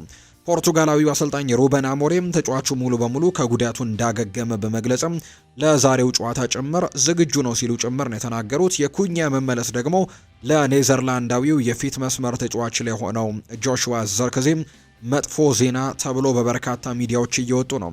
ከሰሞኑ ተደጋጋሚ የቋሚነት እድል እየተሰጠ የሚገኘው ጆሹዋ ዘርክዚም የኩኛን ወደ ሜዳ መመለስ ተከትሎ ወደ ተጠባባቂ ወንበሩ ሊመለስ እንደሚችል መረጃዎች ወጥተዋል። አሰልጣኙ በዛሬው ዕለትም እንግዲህ በዛሬው ጨዋታ ላይ ሜሰን ማውንተን፣ ብሪያን ኤምቤሞን እና ማቲያስ ኩኛን በፊት መስመር ላይ ሊጠቀሙ የሚችሉበት ትልቅ እድል እንዳለ ነው የሚነገረው። በዛሬው ጨዋታ ላይ ይህንን አስተላለፍም ይዘው ይገባሉ ተብሎ እንደሚጠበቅ ነው የሚነገረውና ስለዚህም ጆሹዋ ዘርክዚ በድጋሚ ወደ ተጠባባቂ ወንበር ሊያመራ የሚችልበት እድሉ እንዳለ ነው እየተገለጸ የሚገኘው። ግን በአጠቃላይ ጆሹዋ ዘርክዚ ባለፉት ጨዋታዎች እድል አግኝቶ እንደነበር የምናስታውሰው ነው። በጨዋታዎች ላይም ጎል ያስቆጠረበት አጋጣሚንም ከክሪስታል ፓላስ ጋር የምናስታውሰው ጉዳይ ነው። ሌላኛው ሩበን አሞሪም የተለያዩ ጉዳዮችን አንስተዋል። የማንቸስተር ዩናይትዱ አሰልጣኝ ሩበን አሞሪም እንግዲህ በማህበራዊ ሚዲያ ላይ የሚደርስባቸውን ትችት እንዴት እንደሚቋቋሙ አስረድተዋል። በበይነ መረብ የሚደርሱ እንግዲህ እሳቸው ላይ ወይም ደግሞ አሰልጣኝ ሩበን አሞሪም ላይ የሚደርሱ ትችቶችንና ጥቃቶችን በተመለከተም ሀሳቦቻቸውን ሰጥተዋልና እንዴት እየተቋቋሙት እንደሆነም ሲጠየቁ የየትኛውም የሙያ ዘርፍ ይህ ነገር እየተለመደ ነው፣ ሁሉም ቦታ ላይ ደግሞ እንደዚህ አይነት ነገሮች ያጋጥማሉ ሲል ነው የተናገረው። እኔ ምንም ነገር አላንብም ያሉት አሰልጣኝ ሩበን አሞሪም ራሴን ከእንደዚህ አይነት ነገሮችም እጠብቃለሁ ሲልም ጭምር ነው የተናገረው። አክሎም ስለ ማንቸስተር ዩናይትድ ሲያወሩ ቴሌቪዥን አልመለከትም ሲልም ጭምር ነው የተናገረው። ጤናዬን የምጠብቀው በዚህ መንገድ ነው። ቡድኑ ጥሩ እንዳልሆነ ራሴ የሚሰማኝ ስሜት ይበቃኛል። ተጨማሪ ንግግሮች አያስፈልጉኝም ሲል ነው ሩበን አሞሪም የተናገረው። ቢቢሲ በዚህ ሳምንት ይፋ ባደረገው ምርመራ አሰልጣኞች ከተጫዋቾች በላይ የማህበራዊ ሚዲያ ላይ እንግዲህ ሰለባ መሆናቸውን አሳውቀው ነበር። የማህበራዊ ሚዲያ ላይ ሰለባ ከሆኑት አሰልጣኞች መካከልም የዩናይትዱ አሰልጣኝ ሩበን አሞሪምን ጨምሮ ሰሞኑኛ በጣም መጥፎ የሚባለው የውድድር ዓመትን እያሳለፉ የሚገኝ የነበሩት አሰልጣኝ አርነ ስሎትም በዚህ ዝርዝር ውስጥ ተካተዋል። እንዲሁ የኒውካስል ዩናይትዱ ኤዲ ሃውም በቀዳሚነት የተጠቀሱ አሰልጣኞች እንደሆኑ ነው ቁጥሮቹ የሚያሳዩት። ሜሰን ማውንት ይናገራል። በጉዞአችን ከፍታና ዝቅታ ቢኖርም አሁን ላይ ግን የተሻለ ቦታ ላይ እንገኛለን ሲል ሜሰን ማውንት ሀሳቡን እየሰጠም ይገኛል። ዋናው ነገር ድል ነው። ከሽንፈት በኋላ የተገኙት ድል ደግሞ እንደመሆኑ በጣም አስፈላጊነት አለው ሲልም ጭምር ነው የተናገረው። ከልብ በመነሳሳት ወደ ቶፕ ፎሩ ለመግባትም አሁን ላይ ጊዜው አለን ሲልም ጭምር ነው ሜሰን ማውንት እየተናገረ የሚገኘውና አሁን ወደ ድል በትልቁ መመለስ ይኖርብናል ሲልም ጭምር ነው ሜሰን ማውንት ሀሳቡን እየሰጠም የሚገኘው። የማንቸስተር ዩናይትድን ጨዋታ መመልከት የጀመርኩትም ልጅ ሆኜ ነው ይላል ሜሰን ማውንት ሲናገር። ጨዋታዎችን ስመለከት ኳሱን ብቻ አልመለከትም፣ የተጫዋቾች ቦታ አያያዝና ታክቲካል ሚና ላይ ትኩረት ሰጥቼ ነው የምመለከተው። ይህንን ጨዋታ የማንበብና የመረዳት አቅሜም ደግሞ ከፍተኛ እንዲሆን አድርጎኛል ብሏል ሜሰን ማውንት ሲናገር። በጨዋታው ወቅት ሜዳ ላይ ብዙ የሚፈጠሩ ነገሮች አሉ። ተጠባባቂ ተጫዋቾች ወደ ሜዳ ሲገቡ አስተላለፍን ጨምሮ በርካታ ነገሮችም ይቀየራሉ። በዚህ መሰረት ተቃራኒ ቡድን ከተጋጣሚዎች የጨዋታ ስልት ጋር የሚሄድም ሌላ ስልት ለመጠቀም ይሞክራሉ። እናም እነዚህን ነገሮች ደግሞ በደንብ ግምት ውስጥ አስገብተን እንደ ተጫዋችም ጥረትህን መቀጠል ይኖርብሃል ሲልም ጭምር ነው ሜሰን ማውንት ሀሳቡን እየሰጠ የሚገኘውና እንግዲህ በማንቸስተር ዩናይትድ ቤት በጣም ጥሩ ነገሮችን ለማድረግም እንደሚሞክር ጭምር ነው እየተናገረ የሚገኘው። በተለይ ባለፈው ሳምንት ከጉዳቱ ተመልሶ ደግሞ ጨዋታዎችን ማድረጉ የሚታወስ ነው። ሌላኛው ከማንቸስተር ዩናይትድ ጋር የምናነሳው ጉዳይ የዩናይትድ ባለስልጣናት በሉክ ሾው በጣም ደስተኛ ናቸው። ማንቸስተር ዩናይትድ በእንግሊዛዊው የመስመር ተጫዋች ሉክ ሾው ወቅታዊ ብቃት እጅጉን ደስተኛ እንደሆኑ እየተገለጸ ይገኛል። በሚያሳየው እንቅስቃሴም ጭምር ደስተኞች ናቸው። ተጫዋቹ ለረጅም ጊዜ ከሜዳ ርቆ ከቆየ በኋላ እንግዲህ ከጉዳቱ ካገገመ በኋላ በዚህ ውድድር ዓመት ለማንቸስተር ዩናይትድ የላቀ ግልጋሎቱን እየሰጠ ነው የሚገኘው። ከዚህ በተጨማሪም እንግሊዛዊው የመስመር ተጫዋች በተሰለፈባቸው እያንዳንዱ ጨዋታዎችም ድንቅ ብቃቱን እያስመለከተ ነው የሚገኘው። በአሰልጣኝ ሩበን አሞሪም ቀዳሚ ተመራጭ የሆነው ተጫዋቹም በቀጣይም ቁጥር 1 ተመራጭነቱን እንደሚቀጥለው ጭምር ነው የሚታመነው። ፖርቱጋላዊው አሰልጣኝን ጨምሮ የማንቸስተር ዩናይትድ ሰዎችም በተጫዋቹ አሁናዊ ሁኔታ ላይ ደስተኛ እንደሆኑም ጭምር ይነገራል። ከ30 ዓመቱ ሉክ ሾው ከሰሞኑ ለላንክሻየሩ ክለብም 300ኛ የሊግ ጨዋታውን ማከናወኑ ጭምር የምናስታውሰው ጉዳይ ነውና እንግዲህ ላውሪ ዊትዌል እንደተናገረው ከሆነ የዩናይትድ ባለስልጣናት በዚህ ተጫዋች ላይ እጅጉን በጣም ደስተኛ እንደሆኑ ነው የተገለጸው። እውቁ የእንግሊዝ ሚዲያ አውታር የሆነው ቢቢሲ ስፖርት ቅድም የጠቀስነውን እንግዲህ ማብራሪያ በትልቁ እናንሳው። በማህበራዊ ሚዲያ በተጫዋቾችና አሰልጣኞች ላይ በሚሰነዘሩ ትችቶች ዙሪያ ጥናቶችን አድርጓል። ይበልጥ በእንግሊዝ ፕሪሚየር ሊግ ላይ ትኩረት ያደረገው የዚህ ጥናት ውጤትም እንደሚጠቁመው አሰልጣኞች ከተጫዋቾች በ82 በመቶ በበለጠ መልኩ ነው ትችቶች የሚሰነዘርባቸው። የማንቸስተር ዩናይትድ ዋና አሰልጣኝ የሆኑት አሰልጣኝ ሩበን አሞሪም በማህበራዊ ሚዲያ ከፍተኛ ትችት ከሚሰነዘርባቸው አሰልጣኞች ውስጥ አንዱ እንደሆኑ ተነግሯል። ከአሰልጣኝ ሩበን አሞሪም በተጨማሪ ግን አርኔ ስሎት እና ኤዲ ሃውም ሌሎች በማህበራዊ ሚዲያው ላይ ከፍተኛ ትችት የሚደርስባቸው ተጫዋቾች እንደሆኑ ነው ቁጥሮች እያሳዩ የሚገኙትና ከተጫዋቾች የሚበልጥ ደግሞ አሰልጣኞች ላይ ጫናዎች እንደሚበዙ ነው የተነገረው። ጄጄ ጋብሪኤልን የሚፈልጉ ክለቦች በጣም በርካታ እንደሆኑ እየተነገረ ነው። ከነዚህ መካከል ግን ባርሴሎና በጄጄ ጋብሪኤል ላይ ትልቅ ፍላጎት እንዳለው የሚያሳዩ ነገሮችን እየተመለከትን ነው። የካታላኑ ክለብ ባርሴሎና ተስፈኛውን የማንቸስተር ዩናይትድ ኮከብ ጄጄ ጋብሪኤልን ለማስፈረም ፍላጎት አለው ተብሏል። ሆኖም ግን የማንቸስተር ዩናይትድ ከፍተኛ አመራሮች ጄሰን ዊልኮክስ እና ኦማር ቤራድ እንዲሁም ደግሞ አሰልጣኝ ሩበን አሞሪምም ጭምር ተጫዋቹ ከማንቸስተር ዩናይትድ እንዳይለቅ ከፍተኛ ጥረት በማድረግ መዘጋጀታቸውን የተነገረው። የተጫዋቹ ፍላጎት በግልጽ ባይታወቅም በቀጣይ የማንቸስተር ዩናይትድ ዋናው ቡድንን በአጭር ጊዜ ውስጥም መቀላቀል እንደሚሻ ጭምር ነው ሳሙኤል ሉሃርስት እየተናገረ የሚገኘውና ይህ ተጫዋች ውሳኔው አልታወቀም። ነገር ግን ማንቸስተር ዩናይትዶች የማይነካ ተጫዋቻቸው አድርገው ይመለከቱታል። ይህንን ታዳጊ ተጫዋችና በዚህ ክለብ እንዲቆይም ትልቅ ፍላጎት እንዳላቸው ነው የሚነገረው። ነገር ግን የካታላኑ ክለብ ባርሴሎና ግን ይህንን ተጫዋች ለማስፈረም በጣም በትልቁ ፍላጎት እንዳላቸው የሚያሳዩ መረጃዎች እየወጡ ነው። ማንቸስተር ዩናይትድ የኦስማን ዲያማንዴንም ሁኔታ በቅርበት እየተከታተለ ነው።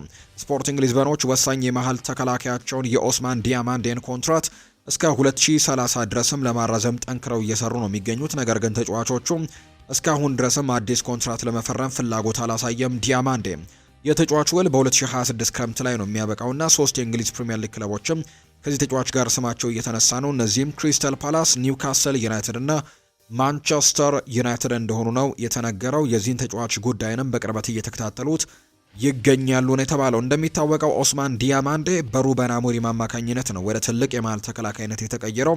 በ3 የመሃል ተከላካይ መጫወትን ጠንቅቆ የሚያውቅ ተጫዋችም ነው። ከዛ በተጨማሪ ደግሞ ወጣት ነው። የ21 ዓመት የመሃል ተከላካይ ነውና በጣም በትልቁ መሻሻል የሚችል አይነት ተጫዋች እንደሆነ ነው የፖርቱጋሉ የመረጃ ምንጭ እየተናገረ የሚገኘው። ታዳጊው ቺዶ ኦቢ ማርቲን ጉዳት እንዳጋጠመው ተገለጸ። ተስፈኛው የማንቸስተር ዩናይትድ የፊት መስመር ተጫዋች የሆነው ቺዶ ኦቢ ማርቲን ጉዳት እንዳጋጠመው ተነግሯል። ሆኖም ግን ከተጫዋቹ ጋር ያጋጠመው ጉዳትም የከፋ እንዳልሆነ ሲገለጽም በቅርቡ ወደ ሜዳ እንደሚመለስ ነው የተነገረው። ታዳጊው ባጋጠመው ጉዳት ምክንያት የማንቸስተር ዩናይትድ ከ21 ዓመት በታች ቡድን በትናንትናው ዕለት በአንደርሌክታቸው 4-1 በተሸነፈበት መርሃ ግብር ላይ ሳይሳተፍ መቅረቱ ጭምር ነው የተነገረውና የማንቸስተር ዩናይትድ ታዳጊው ተጫዋች የሆነው ይህ ተጫዋች አሁን ላይ በጉዳት ምክንያት ቡድኑን እያገለገለ እንደማይገኝ ነው መረጃዎቹ እየወጡ የሚገኙት። ሼፊልድ ዩናይትድ ሃሪ አማሰን ማቆየት እንደሚፈልግ እየተገለጸ ነው የሚገኘው። የሻምፒዮንሺፑ ክለብ ሼፊልድ ዩናይትድ የመስመር ተጫዋቹ ሃሪ አማሰን በቡድን ውስጥ ማቆየት እንደሚፈልግ ተነግሯል። ክለቡ ታዳጊውን ኮከብ እስከ ቀጣዩ ክረምትም በቡድኑ የማቆየት እቅድ እንዳለውም ጭምር ነው የተጠቆመው።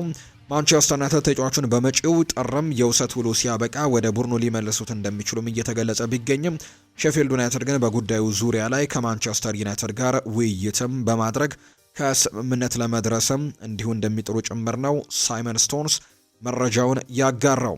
ብሪያን ኤምቤሞና አማድ ዲያሎ ማንቸስተር ዩናይትድ በዲሴምበር 15 ከቦርንመዝ ጋር በሚያደርገው ጨዋታ ላይ የሚሳተፉ ይሆናል ተብሏል። ይህም የሆነው የሁለቱ ተጫዋቾች ብሔራዊ ቡድን በአፍሪካ ዋንጫ የመጀመሪያ ጨዋታዎቻቸውን በሚያደርጉበት እንግዲህ በፈረንጆቹ አዲስ ዓመት ዋዜማ አካባቢ መሆኑ እነዚህ ተጫዋቾች በዚህ ጨዋታ ላይ እንዲሳተፉ ሊያደርጋቸው እንደሚችል ተነግሯል። ከዚህ በተቃራኒም ኑሱር ማዝራዊ ዲሴምበር 21ም ሀገሩ ሞሮኮን በመወከልም በአፍሪካ ዋንጫው ብሔራዊ ግዳጁንም በይፋ መወጣት ይጀምራል ተብሎ እንደሚታሰብ ነው መረጃዎች የወጡት። እንግዲህ ይህንን በተመለከተ ሰፋ ያሉ ጉዳዮች እየወጡ ይገኛሉ። በዓለም አቀፉ የእግር ኳስ አስተዳዳሪ ተቋም ወይም ፊፋ መሰረት ተጫዋቾች በዲሴምበር 7 ብሔራዊ ቡድኖቻቸውን መቀላቀል እንዳለባቸው ትዕዛዝ ተሰጥቷል። ነገር ግን የሳሙኤል ሉሃረስ ዘገባ እንደሚናገረው ከሆነ አማድ ዲያሎና ብሪያን ኤምቤሞ በአፍሪካ ዋንጫው የሚወክሏቸው ብሔራዊ ቡድኖች የመጀመሪያ ጨዋታቸውን የሚያደርጉት ዘግየት ብለው ነውና በዲሴምበር መጨረሻ አካባቢ እንደሚደረግ ይታወቃልና ስለዚህም በዲሴምበር 7 ይህንን ክለብ ለቀው እንግዲህ ወደ ብሔራዊ ቡድኖቻቸው ማምራት አይኖርባቸውም ተብሎ እንደሚታሰብ ነው መረጃዎቹ እየወጡ የሚገኙትና የሳሙኤል ሉሃረስ ዘገባ ያንን ነው እየተናገረ የሚገኘው። ማንቸስተር ዩናይትድ በተጫዋቾቹ ብሔራዊ ቡድኖች ጋርም በመነጋገር ሁለት ተጫዋቾች በዲሴምበር 15 ከቦርንመዝ ጋር በሚደረገው ጨዋታ ላይ ተሳትፈው ከዛ በኋላ ወደ ውድድሩ እንዲያመሩ ማሳመን ችሏል የሚል መረጃ ነው የወጣው። አሰልጣኝ ሩበን አሞሪም በዛሬው ዕለት ከዌስትሃም ዩናይትድ ጋር ከሚያደርጉት ጨዋታ አስቀድመው ሰፋ ያሉ ጋዜጣዊ መግለጫዎችን አንስተዋል። ማቲያስ ኩኛ ሆነም ብዙ የማድረግ አቅም አለው። እርሱ አሁን ላይ ከዚህ ቀደም በነበረበት ፍጹም የተለየ ክለብ ውስጥ ነው እየተጫወተ የሚገኘው። ኩኛ አሁን እየተጫወተ የሚገኝበት ክለብም ትልቅ ጫና ውስጥ እንዲገባ የሚያስችለው ነገር ነው። ነገር ግን እሱ ይህንን ጫና በሚገባ ተቋቁሞታል። በአንዳንድ የማህበራዊ ሚዲያ ፖስቶችና ግብ አስቆጣሪ ስላልነበርም ትንሽ ተቸግሮ ነበር። ነገር ግን እርሱ አሁን ላይ ወደ ብቃቱ እንደተመለሰ ደግሞ እየተመለከትን እንገኛለን ብሏል አሰልጣኝ ሩበን አሞሪም ሲናገርና ወደ ብቃቱ ተመልሷል። ኩኛ በማጥቃቱም ሆነ በመከላከሉ ረገድ በጣም ብዙ ማሻሻል የሚችል ተጫዋች ነው ብለዋል። በማህበራዊ ሚዲያ ላይ የሚደርስብኝ ጫናም ከፍተኛ ነው ሲልም ጭምር ነው አሰልጣኙ እየተናገሩ የሚገኙት። በማህበራዊ ሚዲያ ላይ የሚደርሰው ጫና ከፍተኛ ነው፣ ነገር ግን ይሄ በፍጹም አያስገረመኝም ሲልም ጭምር ነው የተናገረው። ይህንን የምናገርበት ምክንያት በእነርሱ ሀሳብ ስለማልስማማ ሳይሆን ጤናዬን ለመጠበቅ ነው ብለዋል። ከሌኒ ዩሮ ጋር ተነጋግሬያለሁ። እርሱ ስህተቶችን ሰርቷል፣ ይህንንም ደግሞ አምኖ ተቀብሏል። ሌኒ ዩሮ እያንዳንዱን ነገር ፍጹም ትክክለኛ በሆነ መንገድ መፈጸም ይፈልጋል። እናም ከስህተቶቹ በሚገባ ትምህርትም እየወሰደ ነው። ዲየጎ ዳሎ እንደ ሌሎች ተጫዋቾች ሁሉ ጥሩ ነገሮችን ሜዳ ላይ ማሳየት አለበት። አንዳንዴ እርሱ ሜዳ ላይ የሚያሳየው ነገር ዳሎ ማን እንደሆነ በሚገባ የሚያስመሰክር ጉዳይ ነው። አንዳንድ ጊዜ ደግሞ በተቃራኒው አቋሙ ይወርዳል። ነገር ግን እርሱ ምን ጊዜም ከፍተኛ ስሜት ያለው የቆሙ ኳሶች ላይ ጥሩ የሆነ እንዲሁም ደግሞ በሁለቱ መስመሮች መጫወት የሚችል ተጫዋች ነው። ዳሎ ዓለም አቀፍ ተጫዋች እንደሆነ አስመስክሯል። ሁልጊዜም ደግሞ በሀገሩ ብሔራዊ ቡድንም ጥሪ ይደረግለታል። እርሱ ምንጊዜም የኛ ጠቃሚ ተጫዋቻችን ነው። ነገር ግን እንደ ሁሉም ተጫዋቾቻችን እርሱ መሻሻል አለበት ነው ያለው። በቤንጃሚን ሼስኮና ሃሪ ማጓየር ከጉዳታቸው የማገገም ሂደታቸውን ቀጥለዋል። ነገር ግን እነርሱም ከዛሬው ጨዋታ ውጪ ናቸው ብለዋል ሩበን አሞሪም። ሁለቱ ተጫዋቾች በዛሬው ጨዋታ ላይ የመሳተፍ እድላቸው አጠራጣሪ ነው። ከጨዋታው እንዲሁ ደግሞ የመሳተፍ እድላቸው አይኖራቸውም። ከጨዋታው መጀመር አስቀድሞም የመጨረሻ ውሳኔ የምናሳለፍ ይሆናል ሲል ነው ሩበን አሞሪም የተናገረው። አሰልጣኝ ሩበን አሞሪም በማንቸስተር ዩናይትድ ወጣት ቡድን ውስጥም ትልቅ ተሰጥኦ ያላቸው ተጫዋቾች እንደሚገኙ ነው የገለጹት። የአካዳሚ ቡድኑ ትልቅ ተሰጥኦ ባላቸው ታዳጊዎች የተሞላ ነው። እነዚህን ተስፈኛ ኮከቦችም በሚገባ በመከታተል ትልቅ ደረጃ እንዲደርሱና ዋናውን ቡድን እንዲረዱም ማድረግ ደግሞ ይኖርብናል ሲልም ጭምር የተናገረው ሩበን አሞሪም እነርሱ ዋናው ቡድን የሚጫወትበትን መንገድ በየቀኑ በማሳየት ልናግዛቸውና ልንመለከታቸው ይገባል። ምክንያቱም በወጣት ቡድን ውስጥ በሚጫወቱበት ስልትና እዚያ ያለው ፍጹም የተለየ ነገር ነው። ይህ ደግሞ ይበልጥ በአካላዊ ጉዳዮች ላይ ትኩረት አድርገው ይሰራሉ። እዚህ ደግሞ ታክቲካዊ በደንብ እንዲማሩ ይደረጋል። እናም እነርሱን ደግሞ በሚገባ ማዘጋጀትም አለብን ሲል ጭምር ነው የተናገረው። ሀሳቡን የሰጠው አሰልጣኝ ሩበን አሞሪም ሲናገር አርሰናልን የተመለከቱ መረጃዎችን ደግሞ ወደ እናንተ እናደርሳችሁ ውድ ቤተሰቦቻችን። የአርሰናልን ማሊያ መልበስ ምርጥ ነገር ነው ብሏል ዴክላን ዋይስ።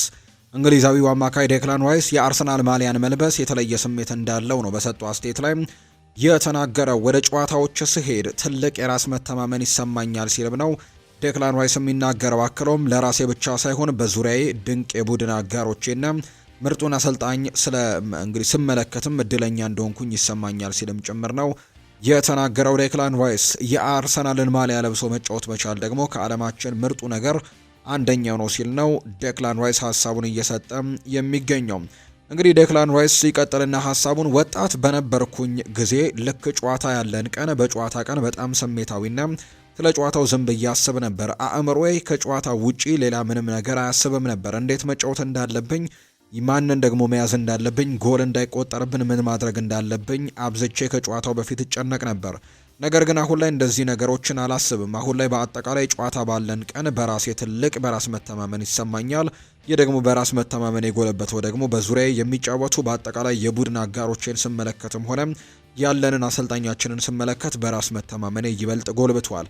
እያንዳንዱን ጨዋታ እንዴት ማሸነፍ እንዳለብን፣ ማሸነፍ ደግሞ እንዴት እንደምንችል በቡድናችን ላይ ትልቅ በራስ መተማመንም ገንብተናል። በዚህ ደግሞ በጣም ደስተኛ ነኝ ሁሌም ሲልም ጭምር ነው ሀሳቡን እየሰጠ የሚገኘው። እንግዲህ ዴክላን ራይስ ይህንን ጉዳይ ሲናገርና ይህንን ሀሳብ የሰጠው ከዛ በተጨማሪ ግን የአርሰናል ማሊያን ለብሼ ሲጫወት ግን ከማንም ጋር እንግዲህ እንጫወት፣ ማንንም እንግጠም፣ ሁሌም የሚታየኝ ጨዋታን በድል መወጣት እንደምንችል ነው። እናም የአርሰናል ማሊያ ለብሶ መጫወት ማለት ደግሞ ሲበዛ እድለኝነት ነው። ይህንን ማሊያ ለብሼ በመጫወት እድለኛ ነኝ። ምርጡን ማሊያ ለብሰ ደግሞ እያንዳንዱን ጨዋታ ማሸነፍ እንደምትችልም ማረጋገጫ ይሆናል። በዚህ ማሊያ እንደተጫወትኩኝ ደግሞ ሽንፈትን ማስተናገድ በጭራሽ አልወድም ሲልም ጭምር ነው የተናገረው። ሀሳቡን የሰጠው ዴክላን ራይስ ስለ አርሰናል አንዳንድ ጉዳዮችን ሲያጋራ የተናገረው ሀሳብ ነው። ፖል ሜርሰን ይናገራል። አርሰናል ከቼልሲ ጋር አቻ ከተለያየ በኋላ እንኳን አርሰናልን በደረጃ ሰንጠረዡ አናት ላይ የሚነካው ሰው አይታየኝም። የተጫዋቾቻቸውን በጥሩ ሁኔታ መንከባከብ ከቻሉ በዚህ የውድድር ዘመን ሊጉን በቀላሉ ማሸነፍ ይችላሉ ብዬ የምጠብቀው ቡድን አርሰናል ነው ሲል ጭምር ነው የተናገረው ፖል ሜርሰን። እና ከቼልሲ ጋር አቻ ከወጡ በኋላ ከዚህ በኋላ አርሰናልን ከደረጃ ሰንጠረዡ አናት ላይ የሚያወርደው ያለ አይመስለኝም ሲልም ጭምር ነው ፖል ሜርሰን እየተናገረ የሚገኘውና ተጫዋቾቻቸውን መንከባከብ ብቻ ይጠበቅባቸዋል ሲል ነው ሀሳቡን የሰጠው ፖል ሜርሰን። ሌላኛው ማርቲን ኦዴጋርድ የተናገረው ጉዳይ አለ። በተለይ ስለ እሁዱ ጨዋታ አንዳንድ ጉዳዮችን አንስቷል። ከቼልሲ ጋር ስለነበረው ጨዋታ ነው ሀሳቡን የሰጠው። እንግዲህ ይህ ተጫዋች ማርቲን ኦዴጋርድ ማለት ነው ባለፈው እሁድ ከቼልሲ ጋር በእውነት ከባድ ፉክክር የሚመስል እጅግ በጣም ጥሩ ጨዋታ ነበር።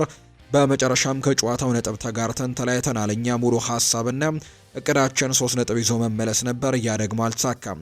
አሁን ደግሞ ሌላ ትልቅ ፉክክር ሜዳችን ላይ እናደርጋለን። ወደ አሸናፊነት ተመልሰንም ድላችንን ማስቀጠል ይኖርብን ነበር። የትላንትናው ጨዋታ ላይ ይህንን ነገርንም ማድረግ ችለናል ሲልም ጭምር ነው የተናገረው ማርቲን ኦዴጋርድ ከትላንትናው ጨዋታ ጋር አያይዞም ሲናገር በእሁዱ ጨዋታ ሁለቱም ቡድኖች ጨዋታውን በኃይል በተሞላበትና በውጥረት ነበር መጫወታቸው የጀመሩት። በሜዳው መጫወቻ ሁሉም እያንዳንዱ የአንድ ለአንድ ግንኙነትም ኳሷን ለማሸነፍ በሁለቱም ቡድኖች መካከል ትልቅ ፉክክር ነበር። በዛ ጨዋታ ላይ 3 ነጥብ ይዘን መውጣት ባለመቻላችን ተበሳጭተናል። በውጤቱ ደስተኞች አልነበርንም። ነገር ግን በቀጣይ ጨዋታ ላይ በሙሉ ኃይላችን ለመጫወትም እርምጃችንን ወደፊት ለማስቀጠልና መሪነታችንን ለማጠናከርም መጓዝ አለብን። የእሁዱ ጨዋታ ውጤት አልፏል። የመጨረሻው ፊሽካ ሲነፋ ማሸነፍ ባለመቻላችን ተበሳጭተናል። ያለፈው ሳምንትም ለእኛ ትልቅ ሳምንት ነበር። እናም የምንፈልገውን ውጤት ማሳካት ባንችልም ጥሩ ውጤቶችን ግን አግኝተናል ሲልም ጭምር ነው የተናገረው። ይህንን ሀሳብ የሰጠው ደግሞ ማርቲን ኦዴጋርድ ነው። የቼልሲን ጉዳዮች ደግሞ እንመልከት። የሊጉ ዋንጫ ተፎካካሪ እንሆናለን ብሏል ኤንዞ ማሬስካ። የሰማዮቹ ዋና አሰልጣኝ ኤንዞ ማሬስካ ቡድናቸው በዚሁ አቋሙ ከቀጠለ ለሊጉ ዋንጫ እንደሚፎካከር ነው የተናገረው። በታህሳስና ጥር ወር ላይ በጣም ወጥ አቋምን የሚያሳዩ ቡድኖች ሊጉን ለማሸነፍ የሚቀርቡ ቡድኖች ናቸው ሲልም ጭምር ነው ኤንዞ ማሬስካ የተናገረው። እኛ አሁን ላይ በቀጣይ ወራት ይህንን ለማድረግ በትኩረት እየሰራን ነው ያሉት አሰልጣኙ፣ ያንን ካደረግን ደግሞ ግባችንን ማሳካት እንችላለን ሲልም ጭምር ተናግሯል። እኛ አሁን ላይ በቀጣይ ወራት ይህንን ለማድረግ ትኩረት ሰጥተን እየሰራን ነው የምንገኘው ያሉት አሰልጣኙ፣ ስለዚህም ደግሞ የሚቀርቡ ቡድኖችን በሙሉ ለማሸነፍም ጭምር እንሞክራለን ሲልም ጭምር ነው እየተናገረ የሚገኘው። በቀጣይ ወራትም ይህንን ነገር ለማድረግ እንሰራለን፣ ያንን ካደረግን ደግሞ ከግባችንን ከፍ ለማድረግም እንሞክራለን ሲል ጭምር ነው እየተናገረው። አክሎ በቀጣይ ወራት አሁን ያለንበት ቦታ የምንገኝ ከሆነ የሊግ ዋንጫ ተፎካካሪ እንሆናለን፣ ካልሆነም ደግሞ አልሆነም ሲል ጭምር ነው የተናገረው። የወደፊቱ የቸልሲ ተጫዋች በክለቡ ታግዷል። ቸልሲን በ7 ዓመታት ውል ተቀላቅሎ በውሰት በስትራስቡርግ እየተጫወተ የሚገኘው ኢማኑኤል አሚጌ በክለቡ የአንድ ጨዋታ እገዳ ተጥሎበታል። ስትራስቡርግ ተጫዋቹ በቅርቡ የክለቡን ደንብና እሴቶችን ጥሷል በሚል አንድ ጨዋታ እንዳገደው ነው ያስታወቀው። ክለቡ ተጫዋቹን በምን ምክንያት እንደታገደ በይፋ ያልገለጸ ሲሆን ከቱሉዝ ጨዋታ በኋላ ወደ ክለቡ ይመለሳል ተብሎ ነው የሚታሰበው። ተጫዋቹ ካለፈው ክረምት ቸልሲን ለመቀላቀል መፈረሙ ከተስማማ ጀምሮ ከደጋፊዎቹ ከፍተኛ ትችት ሲቀርብበትም እንደነበር ነው የተገለጸው። በቅርቡ ለሀገሩ ግልጋሎት ለመስጠትም ባመራበት ወቅት ሚዲያ ላይ ቀርቦ የሰጠው አስተያየትም በደጋፊዎች የበለጠ ቅሬታን አስነስቶበታል። ተጫዋቹ በአስተያየቱ ስትራስቡርግ የት እንደሆነ አላውቅም ነበር፣ ጀርመን ይመስለኝ ነበር። አሁን ላይ ግን የት እንደሆነ አሁን ነው የተረዳሁት ስቀላቀላቸው እንጂ ይህንን ክለብ ጭራሽ ሰምቼውም አላውቅም። እኔ እንደውም ጀርመን መስሎኝ ነበር ሲልም ጭምር መናገሩ በደጋፊዎች ዘንድ በስትራስቡርግ ደጋፊዎች ዘንድ የተወደደ እንዳልሆነ ነው መረጃዎቹ የወጡትና በዚህም ተደጋጋሚ ግጭቶች ውስጥ እንደገባ ጭምር ነው የተነገረው። አሁን ደግሞ ክለቡ ስትራስቡርግ ይህን ተጫዋች እንደቀጣው ጭምር መረጃዎቹ ወጥተዋል። አምፓዱ ስለ ቸልሲ ይናገራል። በቸልሲ ቤት 6 አስደሳች ዓመታትን አሳልፌያለሁ። በነበረኝ ቆይታም በጣም ተደስቻለሁ። ምንም እንኳን አብዛኛው ጊዜን በውሰት ከክለቡ ርቄ ባሳለፈም ብዙ የተማርኩበት ጊዜ ነበር። አሁን ያለው የቡድኑ ስብስብ እኔ በነበርኩበት ጊዜ ከነበረው የተለየ ነው። ስለዚህ ምናልባትም ከተጫዋቾች ይልቅ የማውቃቸው የክለቡ ሰራተኞች ሊሆኑ ይችላሉ ሲልም ጭምር ነው የተናገረው። ቶሲና ደርቤውም እንዲሁ ይናገራል። ወጥነት ያለው አቋም መያዝ ላይ ትኩረት አድርገናል። በውድድር ዘመኑ ሁሉ ማድረግ ያለብን ዋናው ጉዳይም እሱ ነው። ይህንን ደግሞ ለመድገም እንጥራለን። ለምንፈልገው ውጤትም መረብን ሳያስደፍሩ መውጣት ወይም ክሊንሺት ማስመዝገብ ደግሞ እጅግ በጣም ወሳኙ ነገር ነው። የፊት መስመራችን ጎሎችን ማስቆጠር እንደሚችል እናውቃለን።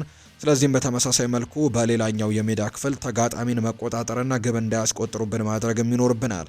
በማንቸስተር ሲቲው ጨዋታ እንደተመለከትነው በሁለተኛው አጋማሽ ወደ 5 ተከላካይ በመቀየርም 2 ግቦችን አስቆጥረው ነበር የሚል አይነት ሀሳብን ጭምር ነው የሰጠው ተጫዋቹ። ማንቸስተር ሲቲን ደግሞ የተመለከቱ መረጃዎችን እናንሳ። እመኑኝ በሊጉ ገና ብዙ ነገር ይፈጠራል ብለዋል ፔፕ ጓርዲዮላ። የማንቸስተር ሲቲው አሰልጣኝ ፔፕ ጓርዲዮላ እመኑኝ በሊጉ ብዙ ነገሮችን እንመለከታለን ሲል ጭምር ነው የተናገረው። ፕሪሚየር ሊጉ በጣም ረጅም ጉዞ ነው ያሉት ጓርዲዮላ እኔ ለሊጉ ዋንጫ ለረጅም ጊዜ የተፋለምኩኝ ልምድ ያለኝ ነባር አሰልጣኝ ነኝና ይህንን በደንብ ጠንቅቄ ያውቃለሁ። ስለዚህ ገና ብዙ ነገሮችን እንመለከታለን ሲል ጭምር ነው የተናገረው ጓርዲዮላ። ሌሎች ተፎካካሪዎች እንዳሉ ያነሱት አሰልጣኙ ቼልሲ አንደኛው ነው፣ ኤንዞ ማሬስካ ቀን በቀን እያስገረመኝ ነው ሲሉ ጭምር ነው ፔፕ ጓርዲዮላ የሚናገሩት። ነገር ግን ገና በጣም ረጅም ጊዜ ነው፣ እመኑኝ በፕሪሚየር ሊጉ በጣም ብዙ ነገሮች ይፈጠራሉ ሲልም ጭምር ነው የተናገረው ጓርዲዮላ። 6 ጊዜ የሊጉን ዋንጫ አሸንፈናል፣ ነገር ግን 4 ወይም 5ቱን ስናሸንፍ የካቲት ላይ በ4 ወይም ደግሞ በ5 ነጥቦች ዝቅ ብዬ ነበር፣ ነገር ግን መጨረሻ ላይ አሸንፈን ወጥተናል ሲልም ጭምር ነው የተናገረው አሰልጣኙ። ፔፕ ጓርዲዮላ ስለ ዋንጫ ፉክክሩም ሲናገሩ ሊጉን የማሸነፍ ልምድ ያለኝ አሰልጣኝ ነኝ። 6 ጊዜ ፕሪሚየር ሊግ ዋንጫን በልቻለሁ። እነዛን ሳሳካ ግን በህዳር ወር ወይም ደግሞ በየካቲት ወር ላይም ቢሆን ከመሪው በ4 ወይም በ5 ወይም በ6 ነጥቦችም አንሼ የነበርኩባቸው ጊዜያቶች ትዝ ይሉኛልና ከዛ በኋላ ግን ዋንጫ ማሸነፌን አስታውሳለሁ ሲል ጭምር ነው የተናገረው።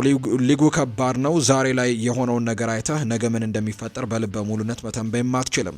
ምክንያቱም አንደኛ ሊጉ ረጅም ነው፣ እናም ሲቀጥል ደግሞ የቱ ተፎካካሪ ሊጠናከርብህ እንደሚችል ደግሞ ምንም የምታውቀው ነገር የለም። ኤንዞ ማሬስካ በጣም እየጠነከሩ ካሉ አሰልጣኞች መካከል አንደኛው ነው። ቀላል ግምት የሚሰጡ አይደለም። በእውነቱ በየቀኑ የሚያስገርመኝ አይነት ሰው ነው። ብዙ ሊጉ ረጅም እንግዲህ ብቻ ሊጉ በጣም ረጅም ነው። በዛ ላይ ደግሞ ልምድም አለኝ። በአመቱ መጨረሻ ላይ የሚፈጠረውን አብረን የምናይ ይሆናል። ምክንያቱም እንዳልኳችሁ በቀላሉ ተገማች የሆነ ውድድር አይደለም ፕሪሚየር ሊግ ሲል ጭምር ነው የተናገረው አሰልጣኝ ፔፕ ጓርዲዮላ። የኖቲንግሃም ፎረስቱ እንግዲህ አማካይ የሆነው ኤሊዮት አንደርሰንን ለማስፈረም ትልልቆቹ ክለቦች ፉክክር እያደረጉ እንዳለ ይታወቃል። ከነዚህ መካከል ማንቸስተር ዩናይትድ እና ማንቸስተር ሲቲ ይህንን ተጫዋች ለማስፈረም ትልቅ ፍላጎት እንዳላቸው ይነገራል። በክረምት ተጫዋቾች የዝውውር መስኮትም ይህንን እንግሊዛዊ ተጫዋች ለማስፈረም ሁለቱ ክለቦች ይፎካከራሉ ተብሎ ነው የሚጠበቀው። ነገር ግን ሰሞኑን እየወጡ የሚገኙ መረጃዎች እንደሚያሳዩት ከሆነ ግን የተጫዋቹ የቅርብ ጓደኞችና የቅርብ ቤተሰቦች ጭምር እንደሚያውቁት ተጫዋቹ በዋነኝነት ማምራት የሚፈልገው ወደ ማንቸስተር ሲቲ እንደሆነም ከማንቸስተር ዩናይትድ ይልቅ ወደ ማንቸስተር ሲቲን ማምራት እንደሚመርጥ ጭምር የሚያሳዩ ነገሮች ደግሞ እየወጡ እንዳሉ የሚያሳዩ መረጃዎች ናቸው እየወጡ የሚገኙት። ስለዚህም ደግሞ ከማንቸስተር ዩናይትድ ይልቅ ለማንቸስተር ሲቲ ቅድሚያ እንደሚሰጥም ነው የሚነገረው። ነገር ግን ኖቲንግሃም ፎረስት ለዝውውሩ ምንም ቢሆን ከ100 ሚሊዮን ፓውንድ በላይ ይፈልጋል የሚል መረጃ ነው የወጣውና ይህ ምናልባት ዝውውሩ ላይ እንቅፋት ሊፈጥር እንደሚችል የሚያሳዩ መረጃዎች ናቸው እንዲወጡ ያደረገው። የተጫዋቹ ከፍተኛ ዋጋ ምናልባት ክለቦች ተጫዋቹን ላለማስፈረም ሊወስኑ እንደሚችሉ ጭምር የሚያሳዩ መረጃዎችን እየተመለከትን ነውና ማንቸስተር ሲቲ ቅድሚያ ቢሰጠውም ነገር ግን 100 ሚሊዮን ፓውንድ ለዚህ ተጫዋች ያወጣሉ ወይ በትልቁ ጥያቄ የሚያስነሳ ጉዳይ እንደሆነ ነው መረጃ ወጣው። ምናልባት ግን ማንቸስተር ሲቲዎች የዚህ ተጫዋች ዝውውር ጉዳይ ካልተሳካላቸው ግን ፊታቸውን ወደ ሌላ ተጫዋች ሊያዞሩ እንደሚችሉ ይታመናል። በመሃል ሜዳ ላይ ከሚፈልጓቸው ተጫዋቾች መካከል በዚህ የዝውውር መስኮት ብቻ ሳይሆን ከዚህ በፊትም በነበሩ የዝውውር መስኮቶች ላይ ስሙ በስፋት ሲነሳ የነበረ ተጫዋች አንድ ተጫዋች አለ። ይህ ተጫዋች የአታላንታው ኤደርሰን ነውና ይህንን ተጫዋች ለማስፈረም በድጋሚ እንቅስቃሴ ሊያደርጉ ይችላል። የኤሊዮት አንደርሰን የዝውውር ጉዳይ ካልተሳካ ወደዚህኛው ተጫዋች ወደ ኤደርሰን ዝውውር ሊያመሩ እንደሚችሉ ነው ሳቻ ታቮሊየር መረጃውን እያጋራም የሚገኘው። ሊቨርፑልን ደግሞ እንመልከት ውድ ቤተሰቦቻችን። የቀድሞ ብቃቱ የከዳው እንግዲህ የግብፃዊው ኮከብን ተጫዋች ጉዳይ እንመልከት። የቀድሞ ብቃቱ እንደከዳው ነው በርካቶች የሚያሳዩት። በተለይ ባለፉት 2 ጨዋታዎች የትላንትናውን ጨዋታ ጨምሮ ተጠባባቂ ወንበር ላይ ተቀምጦ እንደነበር የምናስታውሰው ነው። ምንም እንኳን ትላንትና ተቀይሮ ገብቶ እንቅስቃሴዎችን ቢያደርግም ሊቨርፑል ከ3 አስርተ ዓመታት በኋላ የፕሪሚየር ሊጉ ሻምፒዮን ሲሆን ታላቅ አስተዋጽኦ የነበረውና በአሁኑ ሰዓትም የቀድሞ አቋሙ የከዳ የሚመስለው የግብፁ ኮከብ መሐመድ ሳላ የተወለደው እንግዲህ በፈረንጆቹ 1992 ነው። በሰሜን አፍሪካዊቷ ሀገር ግብፅም እንደሆነ ይነገራል። በፈረንጆቹ 2012 በስዊዘርላንዱ ክለብ ባትሴል በመፈረምም ነበር የአውሮፓ እግር ኳስን አንድ ብሎ የተቀላቀለው። በባትሴል ቆይታው 2 የስዊስ ሱፐር ሊግ ዋንጫዎችን ያሸነፈው መሐመድ ሳላ በ2014 በምዕራብ ለንደኑ ክለብ ቸልሲም በ11 ሚሊዮን ፓውንድ ፊርማውን ማኖሩ እናስታውሳለን። በቸልሲም ቤት በቂ የመጫወቻ ጊዜያቶችን ያላገኘው ሳላ በጣሊያን ክለቦች ፊዮረንቲናና ሮማ በውሰት ሲጫወት የቆየ ሲሆን ሮማ በ2016 በ15 ሚሊዮን ዩሮ ቋሚ አድርጎ ደግሞ ማስፈረሙን አስታወሰን። ሙሐመድ ሳላ በሮማ እጅግ አስደናቂ ጊዜን እያሳለፈ የነበረ ሲሆን በሴሪኤው ሮማን የዋንጫ ብቃቱ ተፎካካሪ እንዲሆንም ጭምር አስችሎት ነበር። በ2017 በወቅቱ የክለቡ ክብረ ወሰን በሆነ ዋጋ 36.9 ሚሊዮን ፓውንድ የዝውውር ሂሳብ ወጥቶበት ወደ እንግሊዝ በመመለስም ለመርሲሳይዱ ክለብ ሊቨርፑል ዝውውሩን ያደረገው ሞ ሳላ በመጀመሪያ ዓመት የአንፊልድ ቆይታው በሁሉም ውድድሮች 32 ግቦችን በማስቆጠርም ግሩም ጊዜን ማሳለፍ ችሎ ነበር። በጀርመናዊው አሰልጣኝ የርገን ክሎፕ ስር ከሳዲዮ ማኔ እና ከሮቤርቶ ፊርሚኖ ጋር ደግሞ አስፈሪ የሚባል የፊት መስመር ጥምረትን በመፍጠር ከቡድን አጋሮቹ ጋር የመርሲሳይዱን ክለብም ትልቅ ምልክትም መሆን ችለው ነበር። ሊቨርፑል ከ3 አስርተ ዓመታት በኋላ የሊጉን ዋንጫ ሲያነሳ ግንባር ቀደም ሚና የነበረው ግብፃዊው ኮከብ ክለቡ የአውሮፓ ቻምፒየንስ ሊግን ዋንጫ በማሳካትም ዳግም ወደ ኃያልነቱ እንዲመለስም ጭምር አስችሎታል።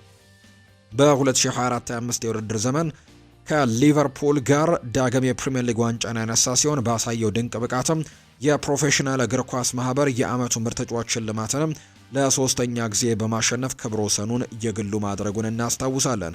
ሞሳላ በግል እንግዲህ 3 ጊዜ የእግር ኳስ ጸሐፊዎች ማህበር የአመቱ ምርጥ ተጫዋች ሽልማትን፣ 4 ጊዜ ደግሞ የፕሪሚየር ሊጉ የወርቅ ጫማን፣ 2 ጊዜ የፕሪሚየር ሊጉ ምርጥ ተጫዋች እንዲሁም ደግሞ 2 ጊዜ የሊጉ የአመቱ ምርጥ ጨዋታ አቀጣጣይ ሽልማትንም ማሸነፉን ችሏል። በተጨማሪም በ2018-2021ም የፊፋ የአመቱ ምርጥ ተጫዋችን በደረጃነት በሶስተኛነት እንዲሁም በ2025 ደግሞ የባሎንዶር ሽልማት 5ኛ ደረጃን በመያዝም ያጠናቀቀ ሲሆን የፑሽካሽ ሽልማትን ያሸነፈ የአፍሪካም ኩራት ነው። ከሊቨርፑሎች ጋር የእንግሊዝ ፕሪሚየር ሊግንና የአውሮፓ ቻምፒየንስ ሊግን ጨምሮ እንዲሁም ደግሞ ሌሎች ዋንጫዎችን ማሳካት ችሏል። ዋንጫዎችን ማሳካት የቻለው ሙሐመድ ሳላ ለሊቨርፑል ባደረጋቸው 300 ጨዋታዎችም 188 ግቦችን በማስቆጠር በክለቡ ሶስተኛው የምንጊዜም ከፍተኛ ግብ አስቆጣሪ ነው። በፈጣን ሩጫዎቹ ተከላካዮችን በማለፍ ኳስን የመግፋት ክህሎቱና ግብ በማስቆጠር ብቃቱ እጅግ የሚወደሰው ሞ ሳላ በዘንድሮው የውድድር ዓመትም የቀደመ ብቃቱን ከርቶት የቡድን ዋነኛው ችግር መሆኑን በስፋት እያነሱ ይገኛሉ በርካቶች።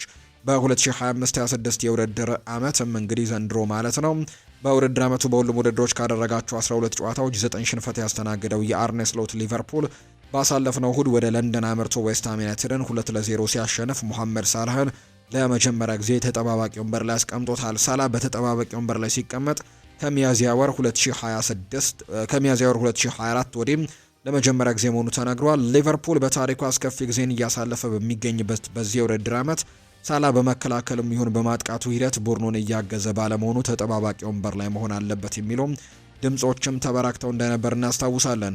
ሊቨርፑል እንግዲህ ከሰንደርላንድ ጋር ትናንትና ባደረገው ጨዋታ ላይም የ33 ዓመቱ ግብፃዊ ተጫዋችም በጨዋታው ላይ በቋሚነት የመሰለፍ እድልን አላገኘም። ተቀይሮ ነው ወደ ሜዳ የገባው።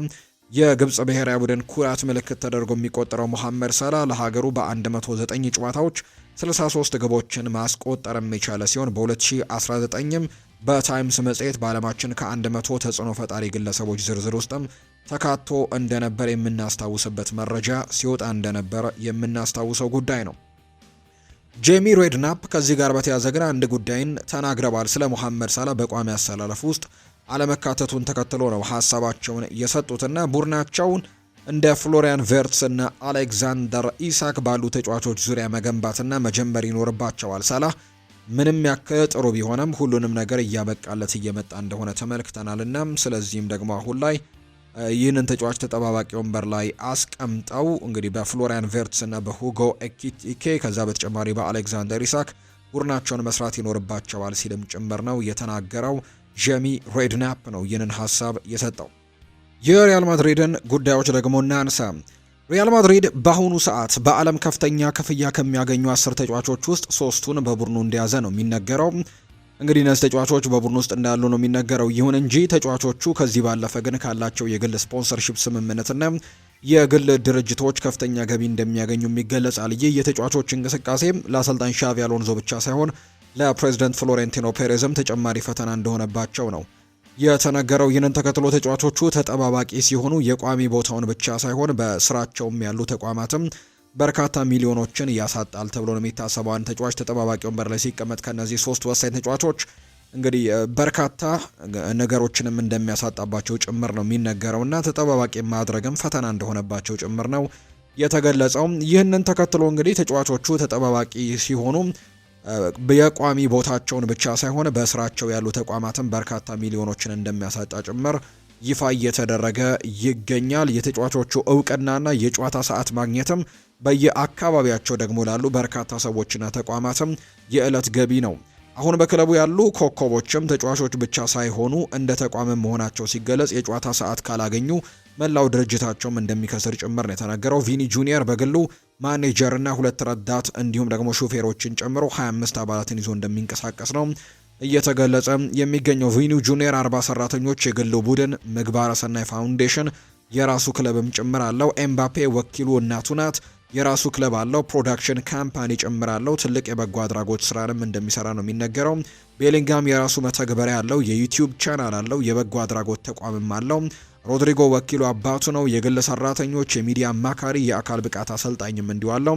አርዳ ጉሌር የግል የምግብ ባለሙያ፣ የግል አሰልጣኝ እንዲሁ ቴራፒስትም ጭምር አሉና አሁን ላይ የሪያል ማድሪድ መልበሻ ክፍልን ማስተዳደርም በዓለም ትልቁ ኃላፊነት እንደሆነ ጭምር ነው በርካቶች እያነሱ የሚገኙትና እነዚህ በሙሉ አንድ ላይ ነው እንግዲህ እንደሚኖሩ እየተገለጸ የሚገኘውና አሰልጣኝ ሻቪ አሎንዞም ይህንን ሁሉ ነገር ማኔጅ ማድረግም እንደከበደው ጭምር ነው ዘ አትሌቲክ የተባለው የመረጃ ምንጭ የተናገረው።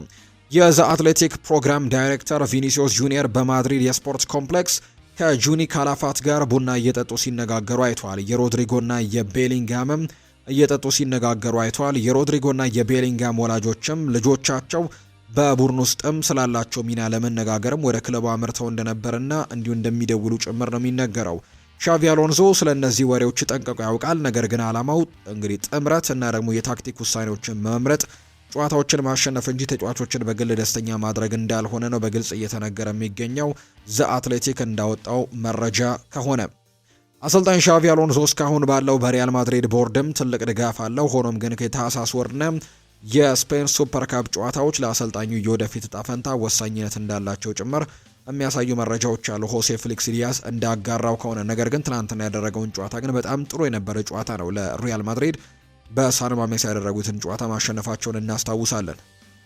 ባርሴሎናን እንመልከት። ዳኒ ኦልሞ የትከሻ መዛነፍ ጉዳት አጋጥሞታል። የባርሴሎናው የመሃል ሜዳ ተጫዋች የሆነው ዳኒ ኦልሞ የግራ ትከሻው የመዛነፍ ጉዳት እንዳጋጠመው ነው መረጃዎች የወጡት። ተጫዋቹ የሕክምና እርዳታ ከተደረገለት ምርመራዎች በኋላ ያለ እንግዲህ ቀዶ ጥገና የሕክምና እርዳታ ለማድረግም እንደተወሰነ ነው የተነገረው። ይህንን ተከትሎ ዳኒ ኦልሞ እንግዲህ ቢያንስ ለአንድ ወራትም ከሜዳ እንደሚርቅ ጭምር ነው የሚያሳዩ መረጃዎች እየወጣ የሚገኘውና ቢያንስ ለአንድ ወር ከሜዳ ይርቃል የሚሉ መረጃዎች በትልቁ እየወጡ ይገኛሉ በጉዳቱ ምክንያት። ራፊኒያ ባሎን ዶርን እንዴት እንዳላሸነፈ አላውቅም። የማይታመን ተጫዋች ነው። ሁሉም ቦታዎች ላይ መጫወት የሚችል ልጅ ነው። እንደ ክንፍ አጥቂ ይጫወታል። እንደ አማካኝና እንደ ተደራቢም የመጫወት ችሎታ አለው። ከዚያም በላይ ደግሞ ጎሎችን ማስቆጠር፣ እድሎችን መፍጠር እናም በሩጫዎች ላይም ጎበዝ ነው። ራፊኒያን በጣም ወደዋለሁ እና እንዴት ባላንዶርን እንዳላሸነፈ ጭምር ግራ ገብቶኛል ሲልም ነው የአትሌቲኮ ማድሪዱ አሰልጣኝ ዲኤጎ ሲሞኔ ናቸው ይህንን ሀሳብ የሰጡት። ሶን ሂዩንግሚን በቶተናም ሽኝት ሊደረግለት ነው። ደቡብ ኮሪያዊው ተጫዋች ሶን ሂዩንግሚን ቶተናምን ከለቀቀ በኋላም ለመጀመሪያ ጊዜ ወደ ክለቡ እንደሚመለስ ነው የተነገረው።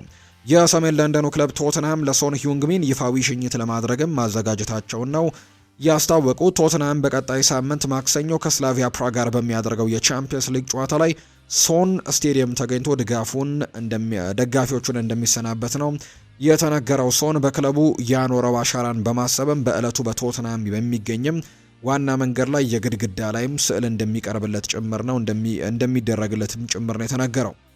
ኦሌ ዋትኪንስ ከ1 ዓመት በላይ የቀጠለ የጉልበት ህመም ላይ ነው። ነገር ግን የቀዶ ጥገና ያስፈልገውም ብለዋል የአስተን ቪላው አሰልጣኝ ኡናይ ኤምሪ ሲናገሩ። ዋትኪንስ በዚህ ሲዝን በሁሉም ውድድሮች 19 ጨዋታዎችን አድርጎ 2 ግቦችን ብቻ ያስቆጠረ ሲሆን በተጨማሪም በቀደሙት 24 ጨዋታዎች ደግሞ 2 ግቦችን ብቻ አስቆጥሯል። ኦሌ ዋትኪንስ የቀድሞ ቅርጽና ብቃቱን ለማግኘትም አዳጋች ሆኖበታል። እንደሚታወቀው የቪላው እንግዲህ አጥቂ በኖቬምበር ከእንግሊዝ ብሔራዊ ቡድን ጨዋታዎች ከቡድን ውስጥ አልተጠራም። ሆኖም ግን ዋና አሰልጣኙ ቶማስ ቱሄል ዋትኪንስ በህመም ውስጥ እየተጫወተ ነው ሲሉ ጭምር ነው የተናገሩት። የቪሎ አሰልጣኝ ኡናይ ኤምሪ በበኩላቸው ኦሌ ዋትኪንስ በራስ መተማመን እጥረትም ሆነ ከ12 ወራት በላይ የቀጠለው የጉልበት ህመምም እንዳለበት ጭምር ነው እየተናገሩ የሚገኙት። ዘ አትሌቲክ ላይ በወጣ መረጃ መሰረት ፊፋ ተጫዋቾች ለአፍሪካ ዋንጫ የሚያቀኑበትን ቀን አራዝሟል። የዓለም እግር ኳስ የበላይ ፊፋ ተጫዋቾች በአፍሪካ ዋንጫ በሚያመሩበት በ2022 የዓለም ዋንጫ በተከሰተው አሰራር መሰረትም መሆኑን ነው የተናገሩት። ይህንን ተከትሎ ተጫዋቾች ወደ ብሔራዊ ቡድናቸው የሚያመሩበት ጊዜ በ7 ቀናት መቀነሱን የተነገረው።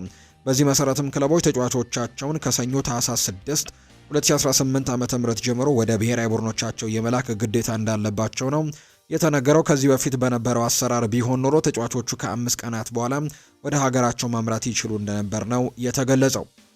የሴቶች የአውሮፓ ዋንጫ ጀርመን ይካሄዳል። የ2029 የሴቶች የአውሮፓ ዋንጫ ውድድር ጀርመን ውስጥ እንደሚካሄድ የአውሮፓ እግር ኳስ ማህበር ይፋ አድርጓል። የዩኤፋ ስራ አስፈጻሚ በስዊዘርላንድ ኒዮን ባደረገው ስብሰባ ውድድሩን ለማዘጋጀት ጥያቄ ካቀረቡ ሀገራት መካከል ጀርመንን መርጧል። በ16 ሀገራት መካከል የሚካሄደው ውድድሩም በ6 የጀርመን ከተሞች እንደሚደረግ ነው ይፋ የሆነው። ጀርመን ለሶስተኛ ጊዜ የሴቶች የአውሮፓ ዋንጫን እንደምታዘጋጅም ነው የወጣላት መርሃ ግብር ደግሞ የሚያሳየው። ሌላኛው የምናነሳው ጉዳይ ደግሞ እንዲሁ አሰልጣኝ ሰር አሌክሳንደር ቻፕማን ፈርጉሰን የቀድሞው ድንቅ አሰልጣኝ እጅግ በጣም አስተማሪ መልእክትን አስተላልፈዋል።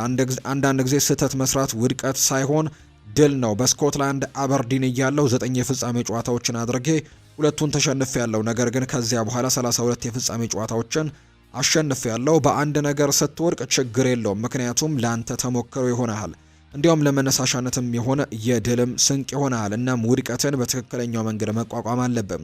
ለማሸነፍ ደግሞ መሸነፍ የህይወት አካል መሆኑን መቀበል አለብን። እናም በሚቀጥለው ቀንም ያንን ድክመት ማስተካከል አለብን።